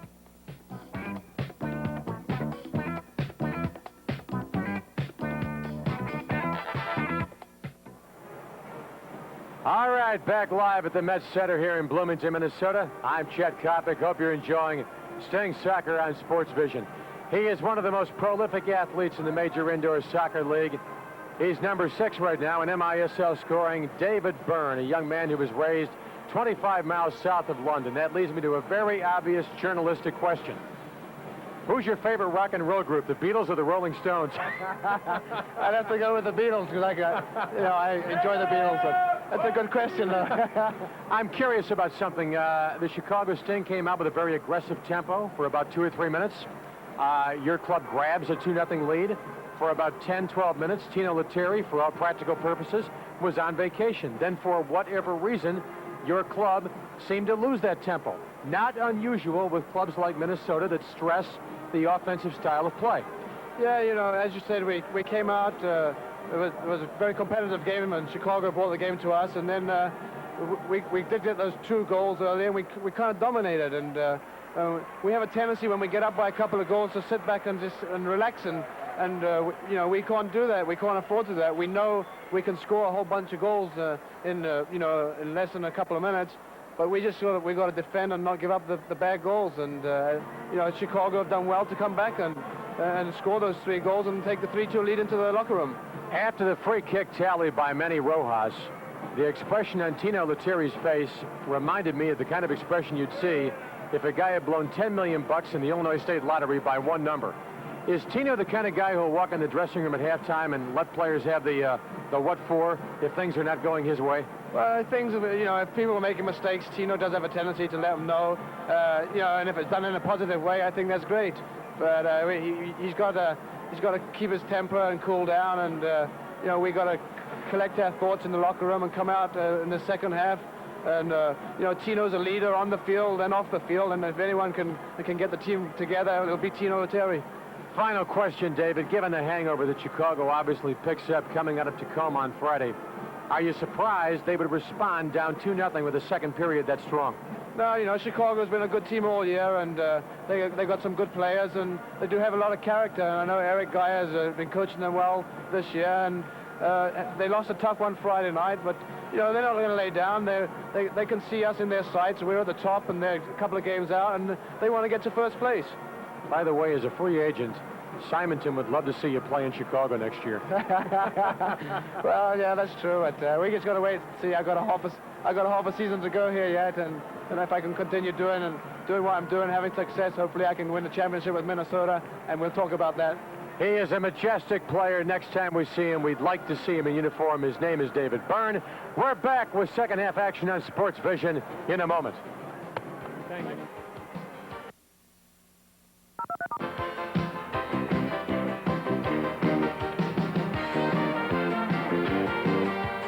You have to see it to believe it, Chicago. Tuesday night, February 23rd, your new Chicago Sting takes on the San Diego Sockers in exciting, lightning-fast indoor soccer action at the Rosemont Horizon. Then, Sergio Mendes and Brazil 88 take on Chicago in a fabulous post-game concert. All tickets now $8 to $15 at all Ticketmaster locations. Or call 559-1212 today. 559-1212. The Sting. It's their season, Chicago.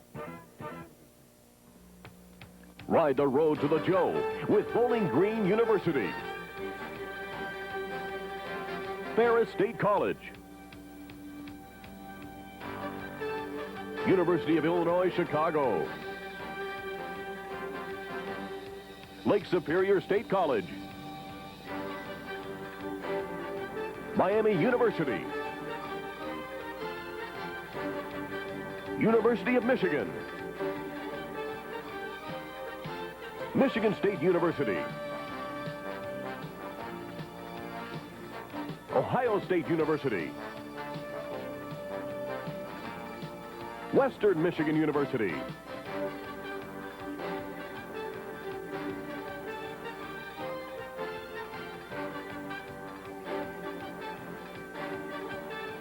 Ride the road to the Joe with the CCHA.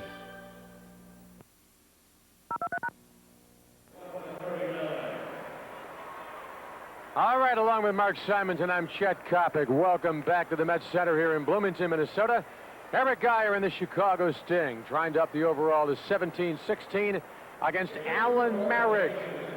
Against Alan Merrick and the Minnesota Strikers. It should be a great second half. And Mark, what's the big concern for Erich Geyer? What would he talk about during the course of this particular intermission? Well, I think he's going to talk about exactly what he talked about during the timeout. What you can't do is get caught up against Minnesota. They're a classic counterattack style team. They will beat you if you try to run with them. What we've got to try to do, and what Chicago has to concentrate on, is trying to play a half-court style of soccer. When we come back, 30 minutes of regulation, soccer yet to be played. Stay with us. This is Sting Soccer on Sports Vision.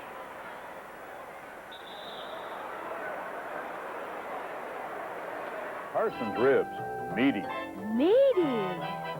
tender, Tender. juicy. Juicy. Enjoy them in one of our 5 great restaurants. Or dial Carson's and take them home. Mounds of Carson's famous barbecued baby back ribs with all the trimming, wrapped in flavor-sealing boxes like these. Dial Carson's. Dial now. Carsons.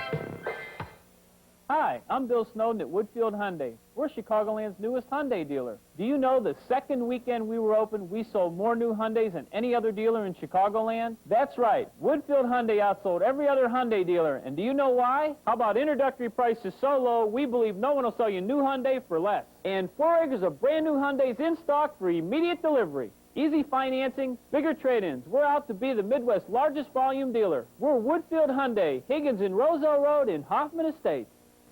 Hi, I'm Julius Irving, and I'm here to help each and every one of you improve your basic basketball skills. Now the NBA can be yours on video cassette. Let Dr. J pay you a video house call with this unique instructional and career highlight tape.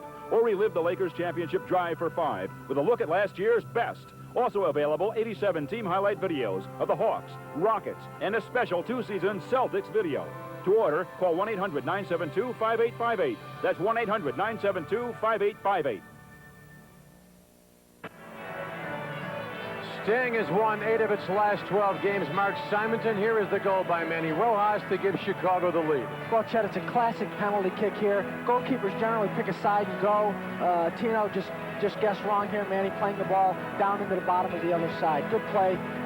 Really, it's a guessing game for a goalkeeper. He doesn't have time to react. It's a situation where he can either stay there and hope the guy just tries to blast it right into the center of the goal, which a lot of players try to do in indoor soccer, or he picks a side hoping. You know, I think he looked at Manny Ross. Manny is much more of a finesse player. Figured that Manny's going to try to place it in the goal. He picked the side. Manny chose the other side. You see the first half numbers. As we change sides again, the Chicago Sting now moving in the black jerseys with the gold trim from right to left in the Chicago zone. Hetherington right in front. Off the dasher is Christopher Carr, was caught temporarily out of position. The strikers unable to capitalize. Chico Marrero wanted to chase it down. Tino Lettieri off this frozen turf here in the Met Center in Bloomington. I'm telling you, if you played on the Dan Ryan Expressway, it might be easier. Jerry Adzik, number 12, marked by Heinz Wirtz. In the corner, Greg Thompson right in the penalty area. And Chris Vaccaro, who has been nothing if not stellar for the Chicago Sting this season on the distribution. Although, as Bobby Albrecht, our Director Supreme, just pointed out to the best of our knowledge, there are no potholes on this surface. Here's Charlie Ficus, the Indiana grad. Down in the attack zone, Manny Rojas. He wants Heinz Wirtz. He's got him. Heinz picked up by Johnny O'Hara. Wirtz to the red line. Chico Marrero. 13:45. Right now, it's a Sting tempo. Wirtz. Ficus posting up with Adzik. Jerry Adzik, such an active player for Alan Merrick and the strikers. Chicago on top, 3-2. But don't let that con you. The strikers are averaging 5.1 goals per contest. They are so explosive, even without the presence of David Byrne. And Mark, what an enjoyable halftime guest David Byrne was for yours truly. I tell you what, he's got a lot of years in this league. He's got a lot of personality. He's really a leader. And Minnesota, I think, really misses him. He's the type of player that works at both ends of the field. He's probably the best all-around player in the league. He can play defense extremely well, plays offense, and not only that, he bothers a lot of people all the time because he's constantly working. Steve Kinsey with the ball. The shot taken by Alan Willie. By the way, Steve Kinsey had a 5-point half against the Sting last March when these two clubs met. Willie holds the Minnesota record for single-season game-winning goals at 9 as we have a whistle with 12:39 left to play here in period number 3. Well, there was a three-line pass there against Chris Vaccaro. It was close. It was a great distribution by Vaccaro. He just missed it a little bit. Batata was breaking. Chris got the throw and just was a little too long with it. Gary Etherington positioning himself for the restart. Big crowd here at the Met Center today. By the way, Minnesota's home record when you talk about attendance, 15,900. The drive taken by the Strikers and taken by Etherington. 15,900 plus set versus San Diego during the 1986 playoffs. Etherington, Batata. Alan Willie moves in, number 9 in the circle. Get it out of the zone. At the point, not necessarily the pass you wanted to see Batata make. Etherington, far side, the drive right in front. And Willie was there for the rebound, but a good job by Gary Collier to prevent the shot. I tell you what, Gary Collier plays that middle position extremely well. He was there, kind of stabilizing that situation. The ball comes off the boards, he's there to play it out. Back at midfield, Buriano. Far side. Chicago controlling. Here is Batata, number 77. Sting on top, 3-2 right in front. Lettieri with a kick off the dasher. Back to the point, this is Batata. Sting, most valuable player last year with 85 points. Set a club record scoring in 33 consecutive games. Lettieri beats Davey McWilliams. The header by Heinz Wirtz, making a double shot with Marhetic involved. Now this is Marinero. He has already beaten Chris Vaccaro once, puts it in high gear, the shot. An excellent, excellent display of hustle there by Hector Marinero. Well, it was great hustle by Hector Marinero, but also by Heinz Wirtz. Heinz was the player that got back and got his foot on it and was able to tap it back to Chris Vaccaro.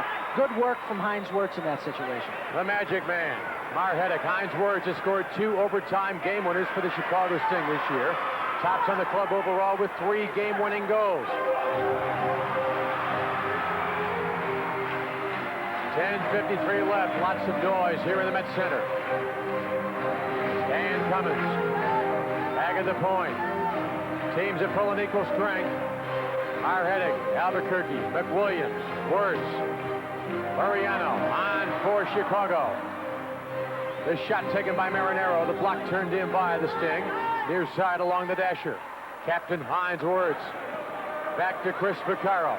And ever since period number 1, Chris Vaccaro has been flawless. Well, I tell you what, he is a great competitor. Settled down extremely well. Played outstanding. Here is Heinz Wirtz. Down in the corner, McWilliams, formerly of the Baltimore Blast. Marhetic in the post-up. There's Greg I in the pass back to the Magic Man on the design play. Right in front, the ball looped over goaltender Tino Lettieri. Did they want the header mark in that situation? Well, I don't know what Potter was looking at. I think he was just trying to get the ball across there. David Williams was coming into the middle, however. He wasn't on the outside, so the pass was error. Franz Matthew on the interception against Adzik. Now Adzik, a good job to keep the ball active. Nice play. Franz Matthew sets up Greg Iron. Sting with a 3-on-2. In the corner, this is McWilliams. He's got Batata. This is Iron. Batata's brought down, and we're going to have a whistle. We should have another penalty kick in that situation. And we're going to. I think it was Gary Etherington came up with the trip on Batata. Batata really didn't have that outstanding of a chance here. He kind of had a half chance. Gary makes the kick. Good play by Batata to get the ball on the outside. Batata would have had an extremely difficult time in that situation scoring a goal. Gary Etherington got too aggressive in the box. Billy Maxwell was right on top of it. Good call by Billy Maxwell. A lot of times you'll see referees, they won't have enough guts in that situation, Chet. They'll move the ball outside the penalty area and give the team a restart. Billy Maxwell was right on top of it. Batata was definitely in the corner of the box in that situation, and a penalty kick is awarded for Chicago. Gary Etherington goes to the box to serve 2 minutes. However, those 2 minutes can be deleted very rapidly if indeed Manny Rojas does what he did during the first half of play. Well, again, it's a situation that Manny is obviously the designated penalty kicker for Chicago. Manny's got a lot of maturity and confidence. It's a 4-2 game. Takes his time and plays it right by Tino Lettieri. And Tino Lettieri, as you look at the Sting fan club, a big group of Sting fans came up by bus from Chicago yesterday. leaving at 7 a.m. That smile tells the entire story. Manny Rojas has given Chicago a 4-2 lead, down by 2 early. The Sting has whipped off 4 consecutive goals. Well, again, Manny's a very skillful, patient player. He waits, looks for Tino to react, and just plays the ball up over him into the opposite corner. Tino's leaving a little early. Manny's got the confidence and the ability to wait for Tino to cheat a little bit on him and plays the ball into the opposite area. Tino Lettieri, 16-11 overall, but 14-2 in this building. And the Minnesota Strikers are now in danger of watching a victory streak that has run to 8 here at the Met, being eclipsed today by Erich Geyer, and the Chicago Sting is the apple, the orange apple. The MISL soccer ball winds up in the 3rd row. And boy, I'll tell you something, you've got to give the Sting a great deal of credit. I thought this club might go down for the 10 count in the 1st period. I tell you what, it was really a slight adjustment. They were opening themselves up against Minnesota. Minnesota's not the type of team you want to do that. What you want to do is be very patient against them. Lot of wages picked up by Batata, and Batata has played very well in this contest today, offensively and defensively. For about 2 or 3 weeks, Batata was no look contendere with this club. He was glued to the bench. 8:55 left to play in the 3rd period. Lot of wages with Batata. Chico Marrera moves in. He goes down, top of the arc. This is Adzik, the shot, and the block turned in by Gary Collier. I tell you what, I said it before, Gary Collier plays that position in the middle as well as anybody I've seen. He's very much what Erich Geyer likes to call a stabilizer. He stands in the middle and he doesn't move. He gets himself positioned to either block the shot or take away the passing lane. Good player in the middle, good concentration by Gary Collier. Sting playing without Paul Crumpy. Paul missed his 1st game this year, Friday night at Tacoma, due to a leg injury. Hey, Sting fans, make it a point to be out there Tuesday, the Rosemont Horizon. Call for tickets, 693-7000. Your Sting against the powerful San Diego Sockers. Right now, they've got to be everybody's pick to win an MISL championship. Well, they've won 5 championships, Chet. Last year they got unseated by Tacoma. It's a situation where I think they very much want to be in the finals again. The Strikers with Gary Etherington. Down in the corner, this is Adzik right in front. And Marhetic Road, Hector Marinero off the play. Adzik the drive. Blocked by Collier, and Gary Collier was struck in the face, and he may be hurt. He's in the penalty area. Ball off the dasher. This is Oscar Albuquerque. Leads ahead to Marrera. Marrera picked up by John O'Hara. Strikers controlling. Gary Collier remains on the surface. 7:25 left to play in the 3rd period at midfield. Here is Alan Willie, number 9, and for the most part, the Sting has taken Alan Willie out of this contest. Well, what they're doing is they're forcing him to come out a little bit. What they're not allowing him to do is post up deep. Minnesota has to get Alan Willie in a deep position in front of the Sting goal for him to be effective. Make it final. Baltimore has beaten St. Louis 6-1. In the 2nd period, right in front, Lettieri. Distribution time for the Strikers. In the 2nd period, Tacoma 1, the Wichita Wings 1. 6:54 left to play at midfield. Now the Chicago zone. The Strikers. This is Steve Kinsey off the dasher right in front. And Stan Cummins just missed the rebound opportunity. Steve Kinsey, chosen 86-87 MISL Newcomer of the Year. Has 2 hat tricks already this season. This is Batata. Number 77, good job of footwork. The shot against Lettieri. Oh, he just got the right hand and just got it on that orange oval enough to prevent this from becoming a 5-2 game. Well, I tell you what, Tino was lucky there. He got himself into a position where he was anticipating the ball to go across and was just able to get a hand on it and really trap that ball against the post. Ray Hudson. This is Willie, the shot! Ray Hudson with a feed to Alan Willie, and the margin has been cut to 4-3. Well, there was a little bit of a defensive lapse there, and Minnesota really caught Chicago by surprise, picked up kind of a cheap goal. Obviously not very happy. Here's Batata coming in. Batata's got to stay up on his feet in that situation. There, he played the ball, he went in for the tackle and lost it, but what he did was he got himself out of his body, out of his position. What he's got to do is he's got to stand there and play man against man. He cannot let the guy play, he cannot take a 50-50, what I would consider a 50-50 chance, try to win the ball in that situation. He's better off letting Minnesota take the ball, turn, and go back. Instead, he cheats, he tries to win the ball. Alan Willie comes through with the tackle and gets the goal in front of Chicago's net. Alan Willie with his 27th goal of the year at 9:54, period number 3. We'll be back in a moment with the score. The Sting 4, Minnesota 3. This is Chicago Sting Soccer on Sports Vision. These days, people talk a lot about truth in labeling. At Budweiser, we started our own truth in labeling program over 100 years ago. And what was true 100 years ago is still true today.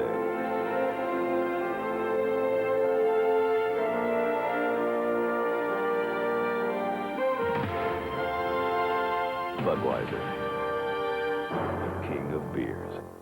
I'm getting out of this car buying jungle and into Bob Rohrman's Schaumburg Honda Automobiles. Sporty Prelude. Let's see what's on the lot. All models and colors at the lowest prices possible from the Midwest's #1 volume Honda dealer. And Bob's service department assures satisfaction.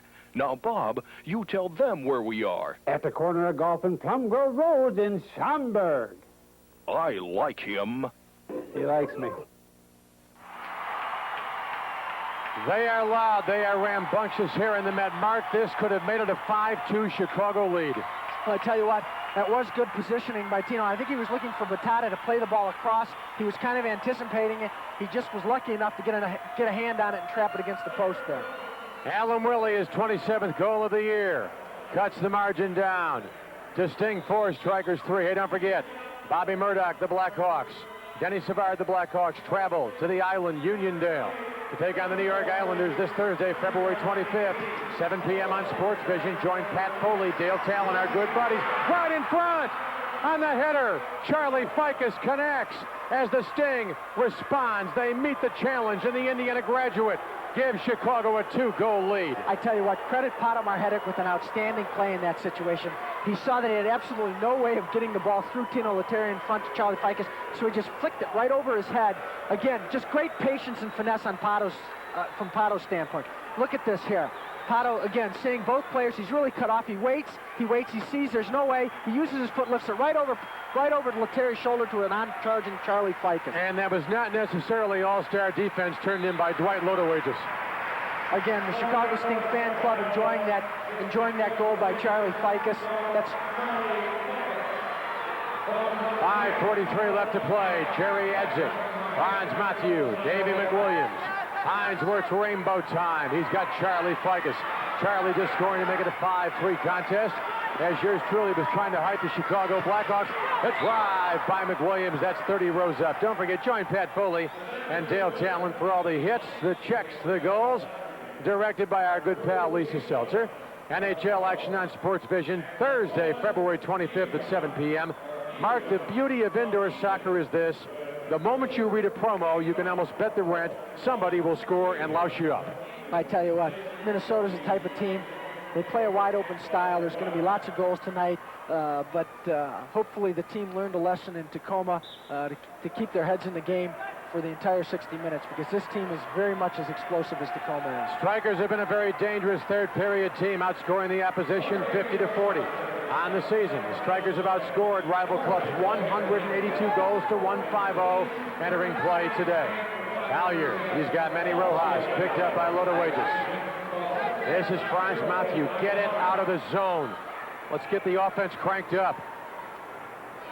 It's a 5-3 contest. 5 minutes left to play in period number 3. Don't forget, Mark Simonton, yours truly, will be in Dallas for Sting Soccer on television this coming Friday night. At midfield, Albuquerque, back to Chris Vaccaro. Mark, what is this accomplishing right now for Chicago? Alan Willie. Oh! And a break for Chicago in front, and the connection by Marinero. And that is just a blatant series of mistakes. That goal should never have taken place. Well, I tell you what, Chet, it happened the first time when the ball came into the defense from the midfielder. I don't know who won the ball for Chicago, but he played a long pass back to Chris. He had plenty of time to settle the ball down and go forward to it. Here you're seeing already the ball was played out. It was a mistake in the defense. Alan Willie fighting for the ball. Chris came up with a good save, but the rebound came right back to Alan Willie. He got the ball in front to Hector Marinaro. Hector Marinaro with his second tally of the game, his 39th goal of the year. He leads this club in goals scored. It's now a 5-4 contest. And how many times have we talked? How many times has Ken Stern talked, or Erich Geyer talked, or Heinz Wirtz talked about maintaining a concentration level once you get the lead? This is a Chicago Sting club as you gaze at the Minnesota bench that has blown 7 2-goal leads and turned those situations into defeats this year. Well, again, it's a situation they were getting a little too lackadaisical in the back. What they want, Chicago's been successful by playing the ball around in the midfield and playing a half-court style of game. What they don't want to do is get strung out. When they get strung out, they open up opportunities for Minnesota. In that situation, the ball came out of the midfield. They didn't have to play the ball back to the goalkeeper. They're getting a little too smart right now. They've got to concentrate and keep the pressure on Minnesota. By the way, Hector Marinaro has been chosen Offensive Player of the Game 7 times this year for the Strikers. Marhetic in front. He wanted McWilliams on the header. A drive by Chico. Wirtz tries to keep the ball active in the penalty area. Kicked away by Johnny O'Hara.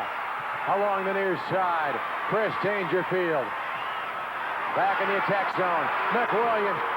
This is Oscar Albuquerque. Why didn't Oscar take a shot in that situation? I think he did. I think it was just deflected by a Minnesota player before it got to him. You trying to make me look bad, Martin? No.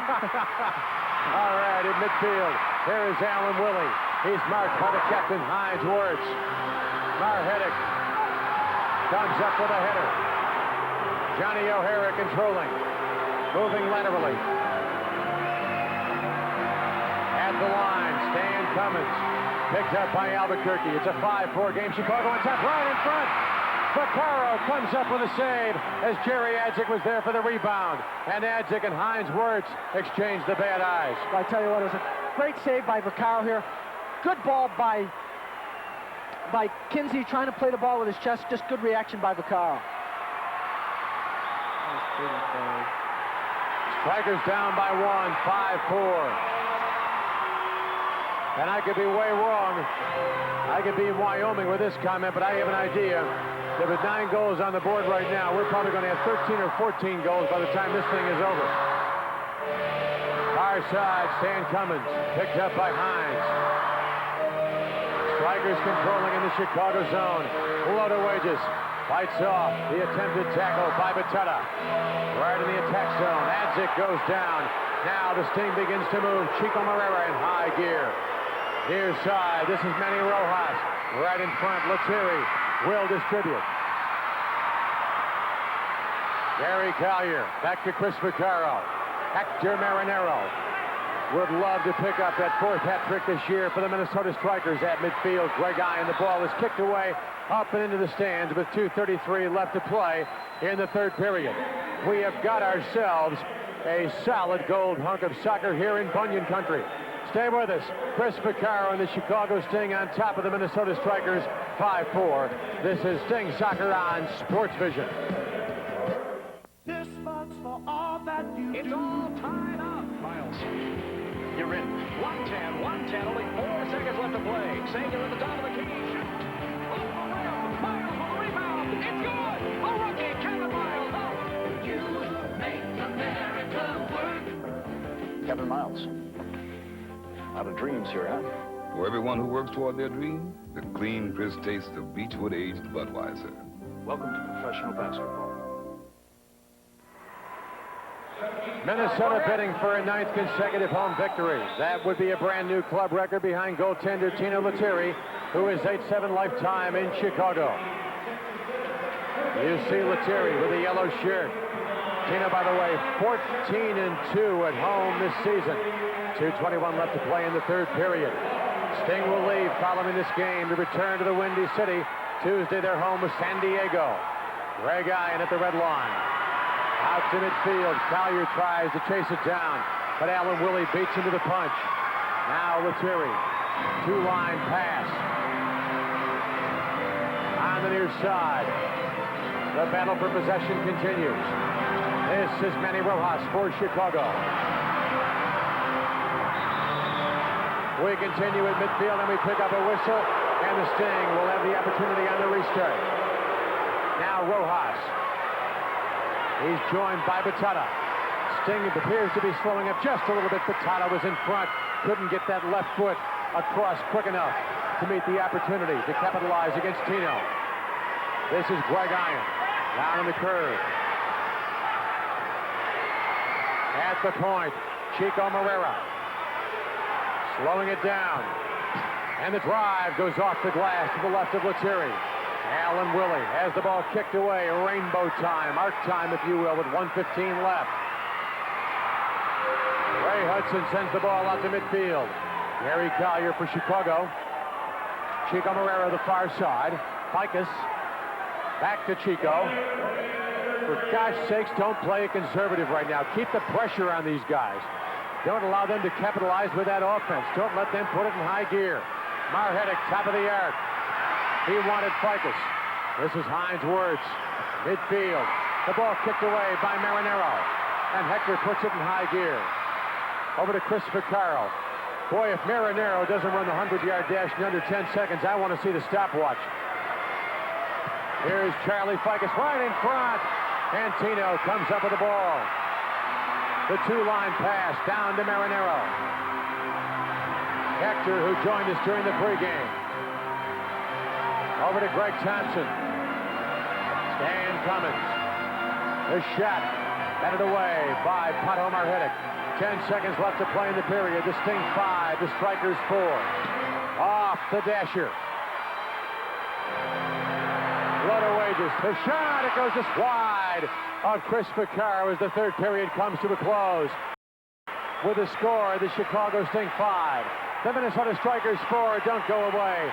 We have 15 exciting minutes of regulation soccer yet to be played. Is overtime a possibility? You better believe it. Stay with us right here on your home for Sting Soccer. This is Sports Vision.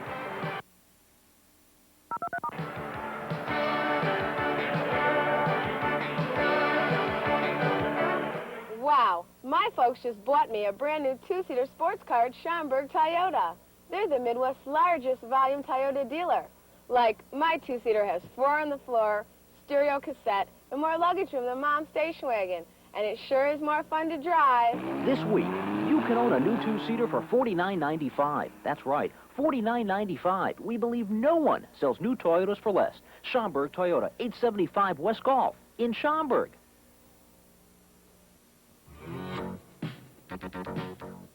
I'm Digger Phelps, head basketball coach at the University of Notre Dame. For the latest in college basketball, watch the Digger Phelps Show every week on this channel. My co-host Tom Denon and I will bring you national college basketball news, Irish updates, Notre Dame player guests, and university profiles. For all you Irish fans from New York to Los Angeles, we'll bring you all those Notre Dame moments right up to the NCAA tournament. So be sure to join us each week on the Digger Phelps Show. I'm not Joe Athlete. I bowl, I work in the yard, I take long walks, and I still go to Sport Mart for clothes that fit my kind of workout. For the way you play. The everyday Sport Mart price is guaranteed the lowest in town, or I get the difference in cash. It's the ESP guarantee. For the way you play. Save on Ridgeview socks, Ridgeview headbands, matching wristbands. Sport Mart guarantees Ridgeview for less. Sport Mart. For the way you play. We had 5 third-period goals here at the Met in Bloomington, Minnesota. The Chicago Sting and goaltender Chris Vaccaro on top of Tino Lettieri. And the Minnesota Strikers 5-4. By the way, Chicago leads the all-time series between the two clubs, 12-9. They're 8-3 back in the Windy City, 4-6 here at the Met. Now, during the third period, Minnesota had 7 shots on goal for a total of 16. Chicago, an equal number during period number 3 for a total of 18. But there were 5 goals scored. As you look at a man who looks to me like he might be reasonably nervous right now, Erich Geyer, joined by his sidekick, the outstanding assistant coach for the Chicago Sting, Gary Hindley. Mark, I got to tell you, the first 2 minutes of this period, as far as I'm concerned, might be the most important 2 minutes of this game today. I tell you what, if I'm Eric Geyer, it's the last 2 minutes that I'm worried about. Yeah, really.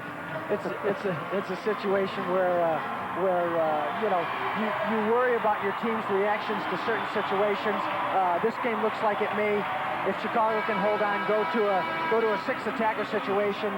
You know, subconsciously they've got to be thinking about what happened to them on Friday night. There's Tino's little mascot, which, by the way, is not the same bird that Betty Davis served to Joan Crawford in Whatever Happened to Baby Jane. Alan Willie, by the way, is the only striker player to register a point in all 5 games against the Sting this season.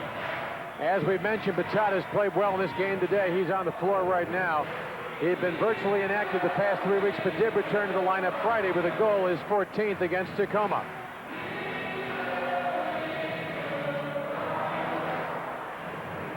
Right in front, and the ball goes up into the stands as Marinero tried the reverse kick. Hector Marinero vying for a hat trick. His 4th hat trick this year for Minnesota as you gaze at Chicago goaltender Chris Vaccaro. They are controversial, they're accurate, they're witty, they're excitable. They're the sports writers on TV. Join moderator, my good friend Ben Bentley, Bill Gleason, the Tribune's Bill Joust, and Rick Tellender from Sports Illustrated for an hour of sports banter Monday evenings on Sports Vision. Don't forget Kopic on sports on WLUP AM 1000 Monday through Saturday. Ball in the stands, 14:32 left to play. By the way, San Diego, Cleveland just underway. No score in that contest. This has been a wide open, coast to coast, end to end, very enjoyable fans type of soccer game today. And this big crowd here at the Met has been loud. It has been boisterous. It's been a crowd that's been in this game right from the opening whistle.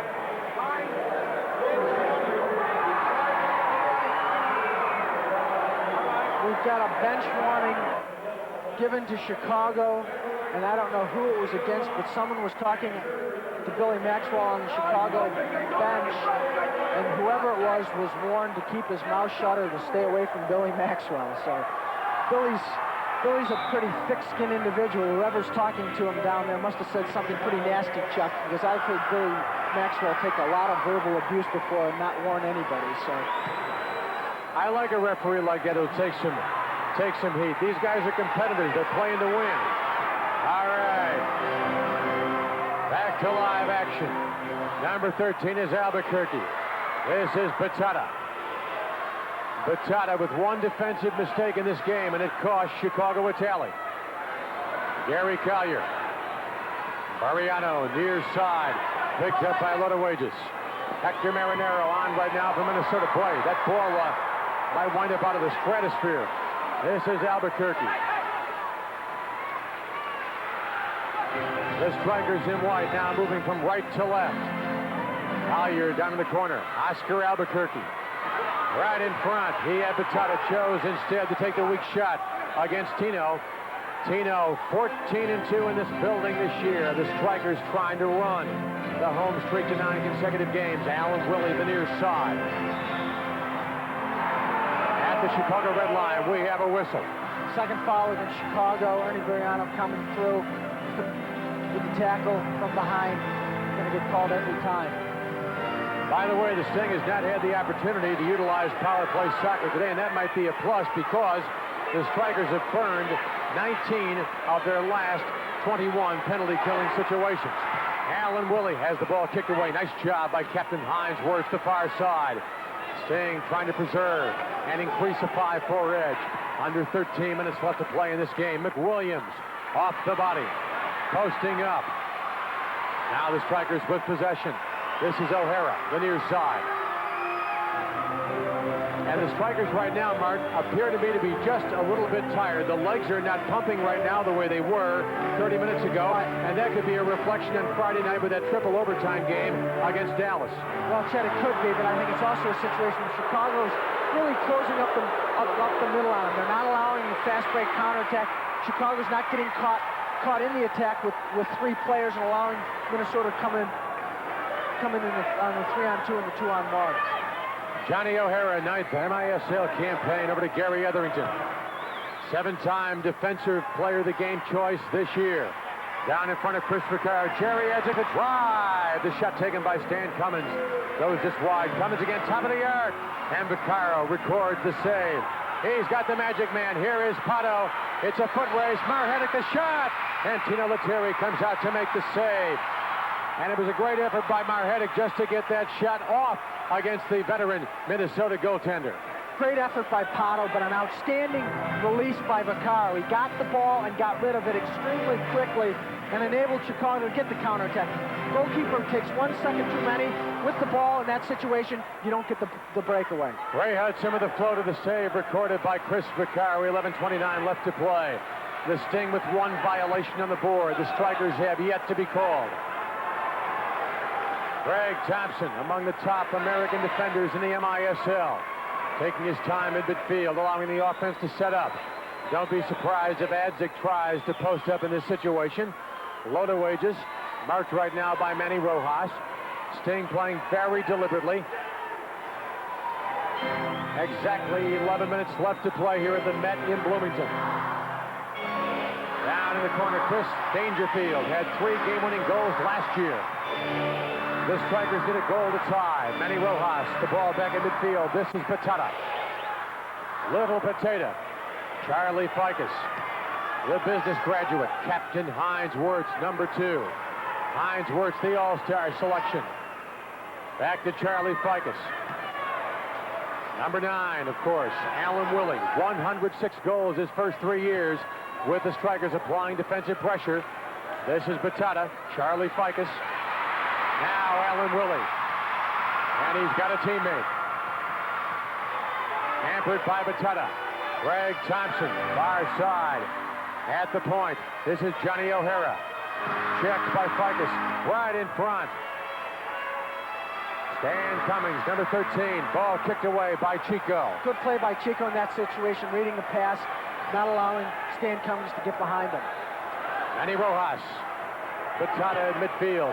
9:52 left to play. Sting 5, strikers 4. Mind you, the Sting was down early, 2-0 in this game, and you wondered for a while if you were going to flip the lid on the coffin. Vaccaro, Marrera, he's got room to roam. Now Steve Kinsey moves over. This is Jerry Adzik. And if anybody scares me on this Minnesota squad right now going down the stretch, it might be Jerry Adzik.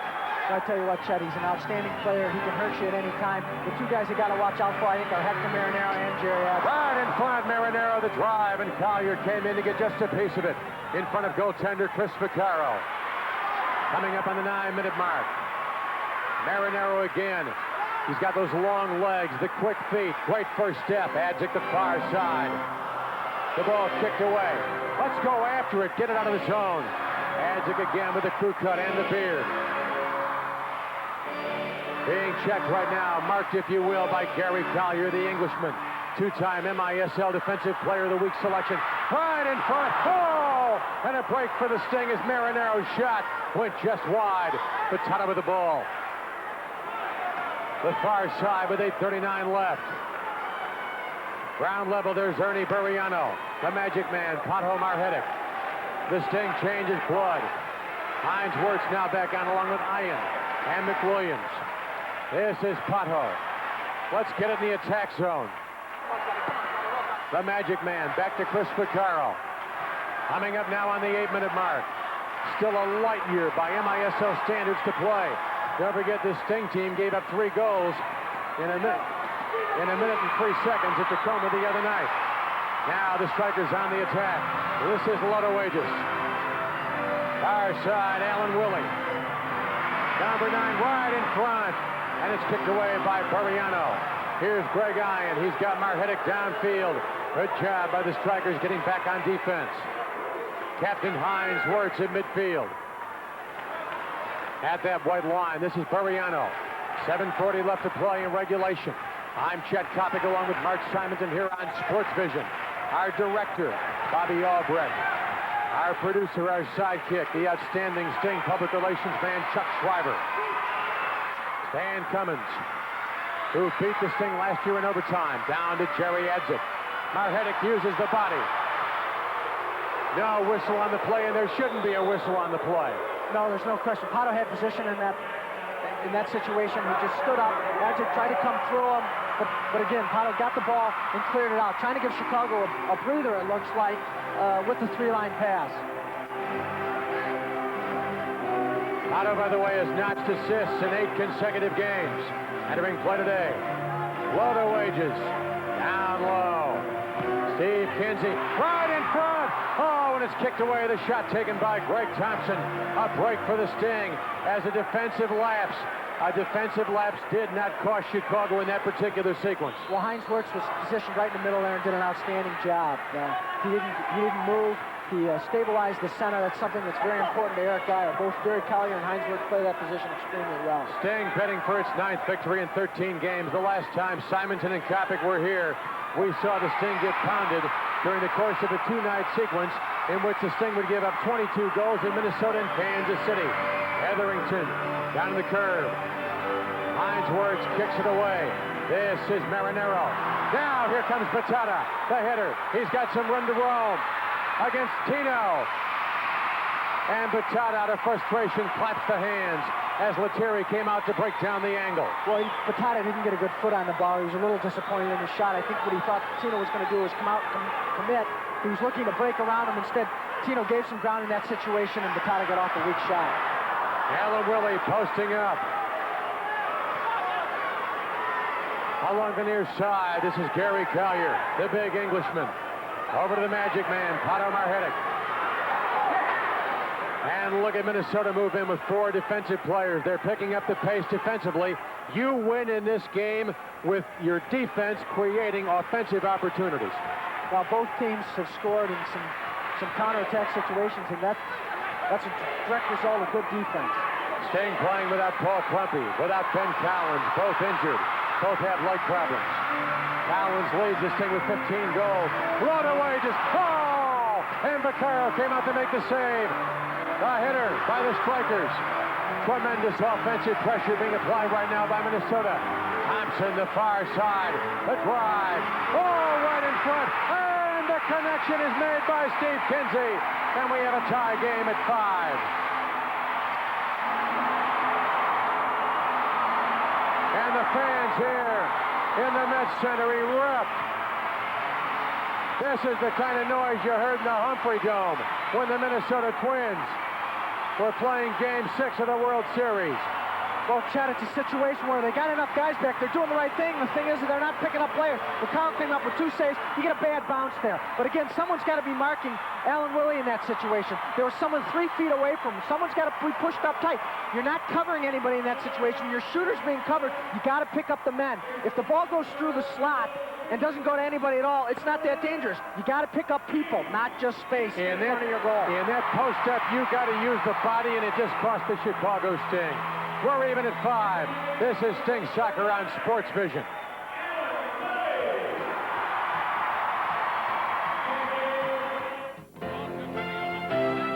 Hey, Jimmy. Is that the game? Almost. You going to watch? Yeah, meet some of the guys across the street. It should be great. The United States hockey team must win. Once every 4 years, something happens in this country. Once every 4 years, we all come together. You got to see this game. Budweiser is proud to help bring the Olympics to America and Americans closer together. Now you can avoid the high cost of hiring a professional plumber by handling many repairs yourself with professional quality master plumber repair parts and fittings from True Value hardware stores. They come with step-by-step instructions for easy installation. And when you choose master plumber parts and fittings, you can be sure your repairs will last because they're all quality constructed to resist corrosion and wear. Look for them exclusively at participating True Value hardware stores and home centers. $13,564 fans have just seen Steve Kinsey tie this game up at 5. Great save by Vaccaro here. That's just great athletic ability. He comes in with a big save. Again, I think you'll see it. He came up with 2 saves in that series. You can't always rely on your goalkeeper to save you all the time. Your defenders have to pick up men. You cheat in front of your goal like that, 2-3 feet away, the ball moves too quickly. You're going to get burned. Hey, this kid has been bailing out the Chicago Sting the entire year. Steve Kinsey, who just played his first MISL All-Star game, has 2 hat tricks this year. Comes up with a big goal for the Strikers. Stan Cummins, number 13. O'Hara, the far side. Picked up by Greg Ian. Good defense by Greg in the corner there. Good concentration, stripping O'Hara of the ball. Both Greg's family back in Vancouver, BC, is enjoying this contest. At midfield, this is Bachata. Captain Heinz Wirtz.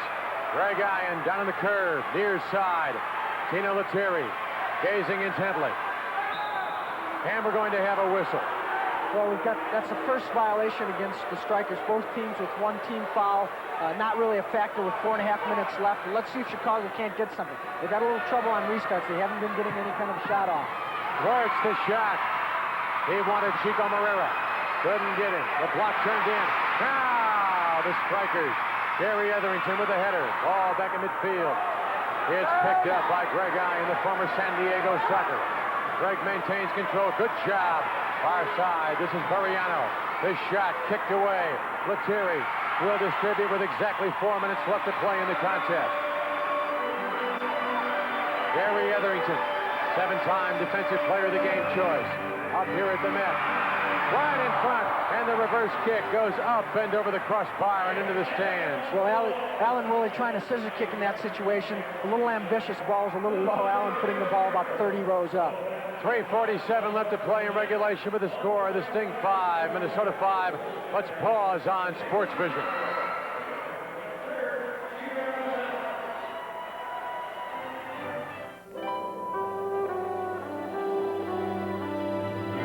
Once every 4 years, something happens in this country. Once every 4 years, the Olympics come to America. And once every 4 years, we all come together. Budweiser is proud to help bring the Olympics to America. Good picture. And Americans closer together.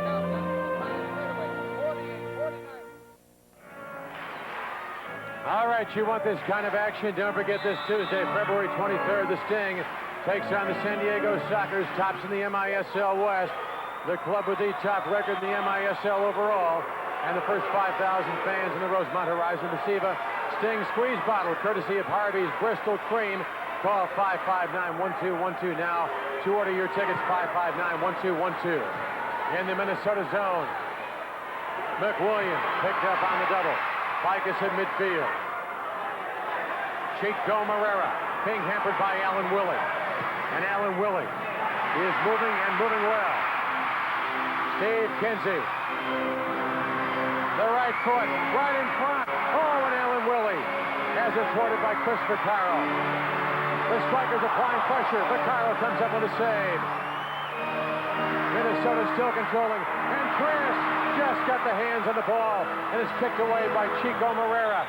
And let's all take a long, deep sigh of relief. Well, again, Chicago got in trouble there. They played the ball into the middle.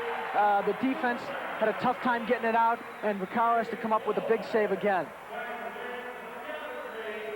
Almost 14,000 fans here in the Met today, 13,500 plus, hoping their Strikers can lift the overall to 22-15, lift the home mark to 16-4.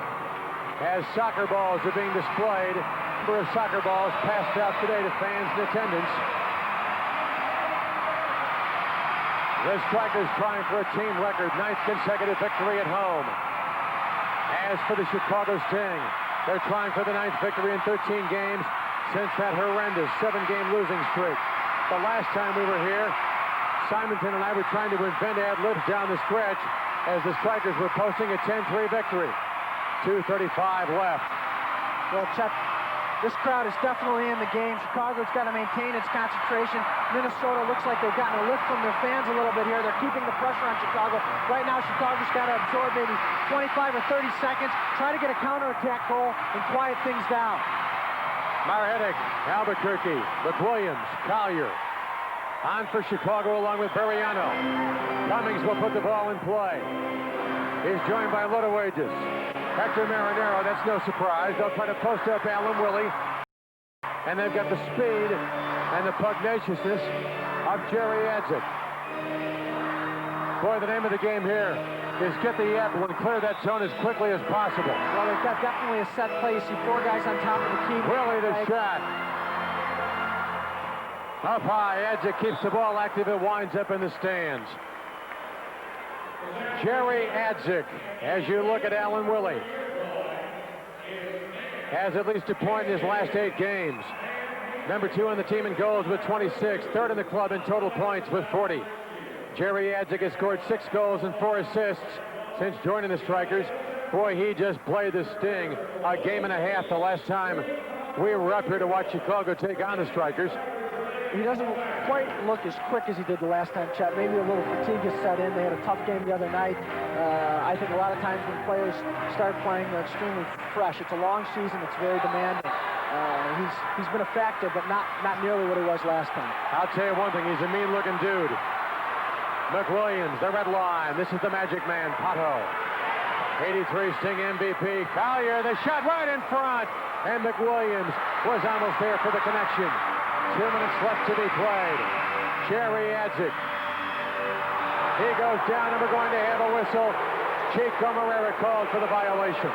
Well, Chico came in hard. Edzik flicked the ball by him. Good foul by Chico in that situation. You're not getting a 2-minute penalty. Definite foul. Chico coming in hard. Edzik had no chance of getting by him. The shot was taken by John O'Hara, blocked immediately by the Sting, and once again, we are going to have a whistle. And we're going to call for a second restart. Well, Billy Maxwell was saying the ball wasn't set. Minnesota trying to take advantage of a little disorganization on Chicago. Sting has to concentrate right now. Minnesota's coming on real strong. They've got a lot of momentum. I'm sure they're remembering the other night when they won in triple overtime. It's a situation where they want this game. Stan Cummins down in the corner. It's a battle of 13s along with Oscar Albuquerque. O'Hara just outside the red line. Far side the curve. Marinero. Now this is Albuquerque. Vaccaro distribution. 1-3-0 left to be played in regulation. We could be headed toward OT. Marhetic picked up on the double.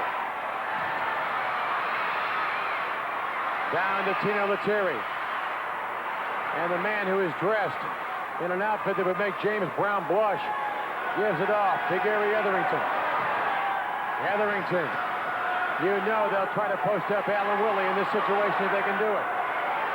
Annie Rojas at midfield. Now the Strikers. The drive goes just wide of Chris Vaccaro. Near side, Steve Kinsey. Now Alan Willie. Good job by number 77, Batata. 3-on-2 for the Sting. Down to Greg Ian. Ian picked up by Etherington. 5-5. You see the time available.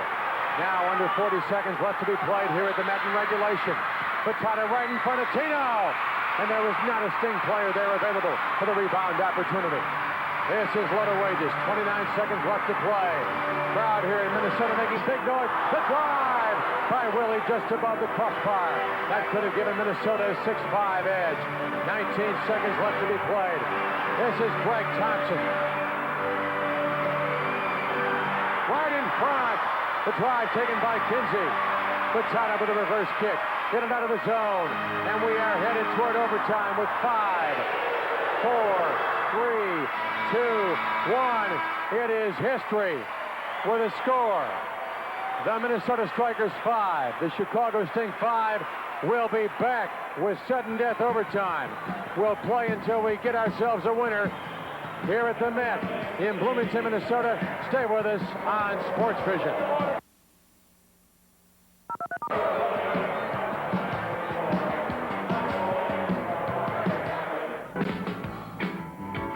This is Jim Durham with Bulls coach Doug Collins.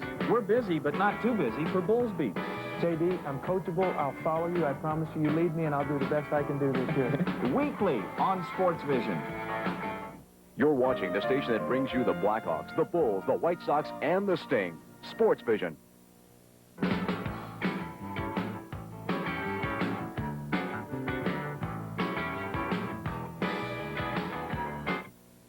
Lou Gossett is annoyed. Hey, you know, we've got some real bad guys in this country. Abusing public lands, defacing parks, robbing historic sites. These are our lands, yours and mine. You know, the good guys. Now, you gonna let a bunch of bad guys run us off our public lands? or are you going to help save the land? Let's show these bad guys that the good guys always win. Write Take Pride in America. Post Office Box 1339, Jessup, Maryland, 20794. How would you like the best entertainment value in town? The Chicago Sting's got it. The Pick 4 Family Pack. Pick any 4 games from March 8th on and get Fan Appreciation Night free courtesy of the Sting. Just $45. Get you main floor seats for 5 games of exciting Sting soccer. A $75 value for $45. And bring up to 4 children for 5 games at just $25 per child. The Chicago Sting's Pick 4 Family Plan. Call 693-KICK to order yours today. We're headed to overtime. Now, if you go back to period number 3 at 10:21, Hector Marinero, his second goal of the afternoon, 39th of the year, cut the gap down to Chicago 5, Minnesota 4. Then, Steve Kinsey.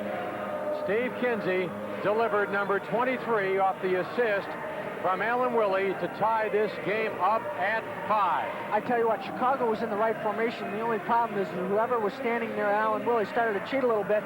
You cannot leave Alan Willie in the middle by himself. He's just too dangerous a player. Kinsey there for the rebound. That was secondary. Potter went over looking for the ball. The ball took a funny bounce off of Chris's hand. It's a situation that the player in the middle has to be marked closely. You don't want to mark space in that situation. It doesn't do you any good. If the ball goes into that area and there's nobody there, it's no big deal. You've got to stay body against body inside your own penalty area. We saw that guy the last time we were up here, right? I think he lives here, Chet. I think he does. This is Minnesota's second straight overtime game, of course. They beat Dallas here 8-7 in triple overtime on Friday. There are your Sting fans. By the way, they'll be going back to Chicago by bus following this game. And we only hope that, knowing the way these guys like to party, that they're back to Chicago by, say the 15th of March. It's a slow bus back, let's put it that way. So after five third period goals, we had one fourth period goal. And during that fourth period, Minnesota had 10 shots on goal, while the Sting had just 4 shots on goal. All right, the Strikers in white now moving from left to right on your television screen here on Sports Vision, where you pick up the heavies, the Bulls, the Blackhawks, the White Sox, the Chicago Sting, Red Rush, and Loyola basketball. 14:35 left in our first period of overtime. We could be here till 9 o'clock tonight. Tino Lettieri.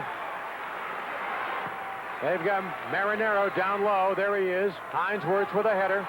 Potamar Hedek working along the near side. This is Greg Thompson. On the post-up, it's Marinero. Good job by Chico Moreira. The drive and the block by Ficus, and I believe Ficus is down. Charlie Ficus is down. Tino Lettieri comes up with the ball, and we are going to have a whistle. And Charlie Ficus took the same kind of a punch with a ball that Bone Crusher Smith took against Mike Tyson. Well, I tell you what, he took a tremendous shot right in the head. Stan Cummins was just teeing the ball up. Charlie trying to get in front of it. Unfortunately, the ball popped up and hit Charlie right in the head. You got to remember, the ball's traveling about 70 miles an hour, Chet. It's very difficult. The ball comes out. Cummins with a powerful drive here, right into the side of Charlie's face. It's a situation that it's difficult to react to a shot like that. You come out and you try to face the play, but when the ball comes up that quickly and is moving that rapidly, you take those shots. You got to do it as a player. I've done it many times. That's why I talk a little bit funny, but it's a situation that you just hope that Charlie's all right. Strikers, by the way, are 4-3 in overtime. If you want to talk about length of a contest, the longest game the Chicago Sting has played this year was an 80-minute game against Cleveland back on January 2nd. That was a double overtime affair. Chris Vaccaro went 80 minutes and 3 seconds. Now, the other night, with the double OT, as Charlie Ficus fortunately is up and moving, they went 90-plus minutes. Now, that might tell you that, yes, Minnesota might be a little bit tired, but I'll tell you something, the adrenaline is pumping. They were down 5-3. They tied the game up at 5. They've got nearly 14,000 people on their side. Basically, what it boils down to, Mark, in my opinion, is this. The pluses weigh heavily in favor of the Minnesota Strikers. Well, I tell you what, Chet, They're a good team. They've got great players. It's a situation where they've got to be pumped up with this big crowd here. They're coming off a tremendous victory. You see him checking Charlie Fikes' team. They're all capped anyway, so it doesn't make any difference. Sting, by the way, is 4-5 in overtime games, 4-2 at home. They are 0-3 on the road when you talk about the extra periods. All right, here we go. 13:45. We have advanced beyond the 60 minutes of regulation. I'm Chuck Topic along with Mark Simons and our director, Bob Albrecht. Down in the Chicago zone, Jerry Adzik battles on the header with Gary Collier. Collier wins the battle. Hard-headed gives chase. Tino is there from Minnesota. At midfield, this is Gary Collier for the Sting. Picked up by Jerry Adzik. Marinero with those fresh legs, still pumping away. Oscar Albuquerque along the near dasher. Picked up by O'Hara. Ernie Variano. He's got Pato. Now the strikers with the ball. Near side, Dwight Lodowages. He wants Adzik. You've got Kinsey in the post-up. Back out in midfield. Adzik, a good job to fight the ball away from Pato Marhetic.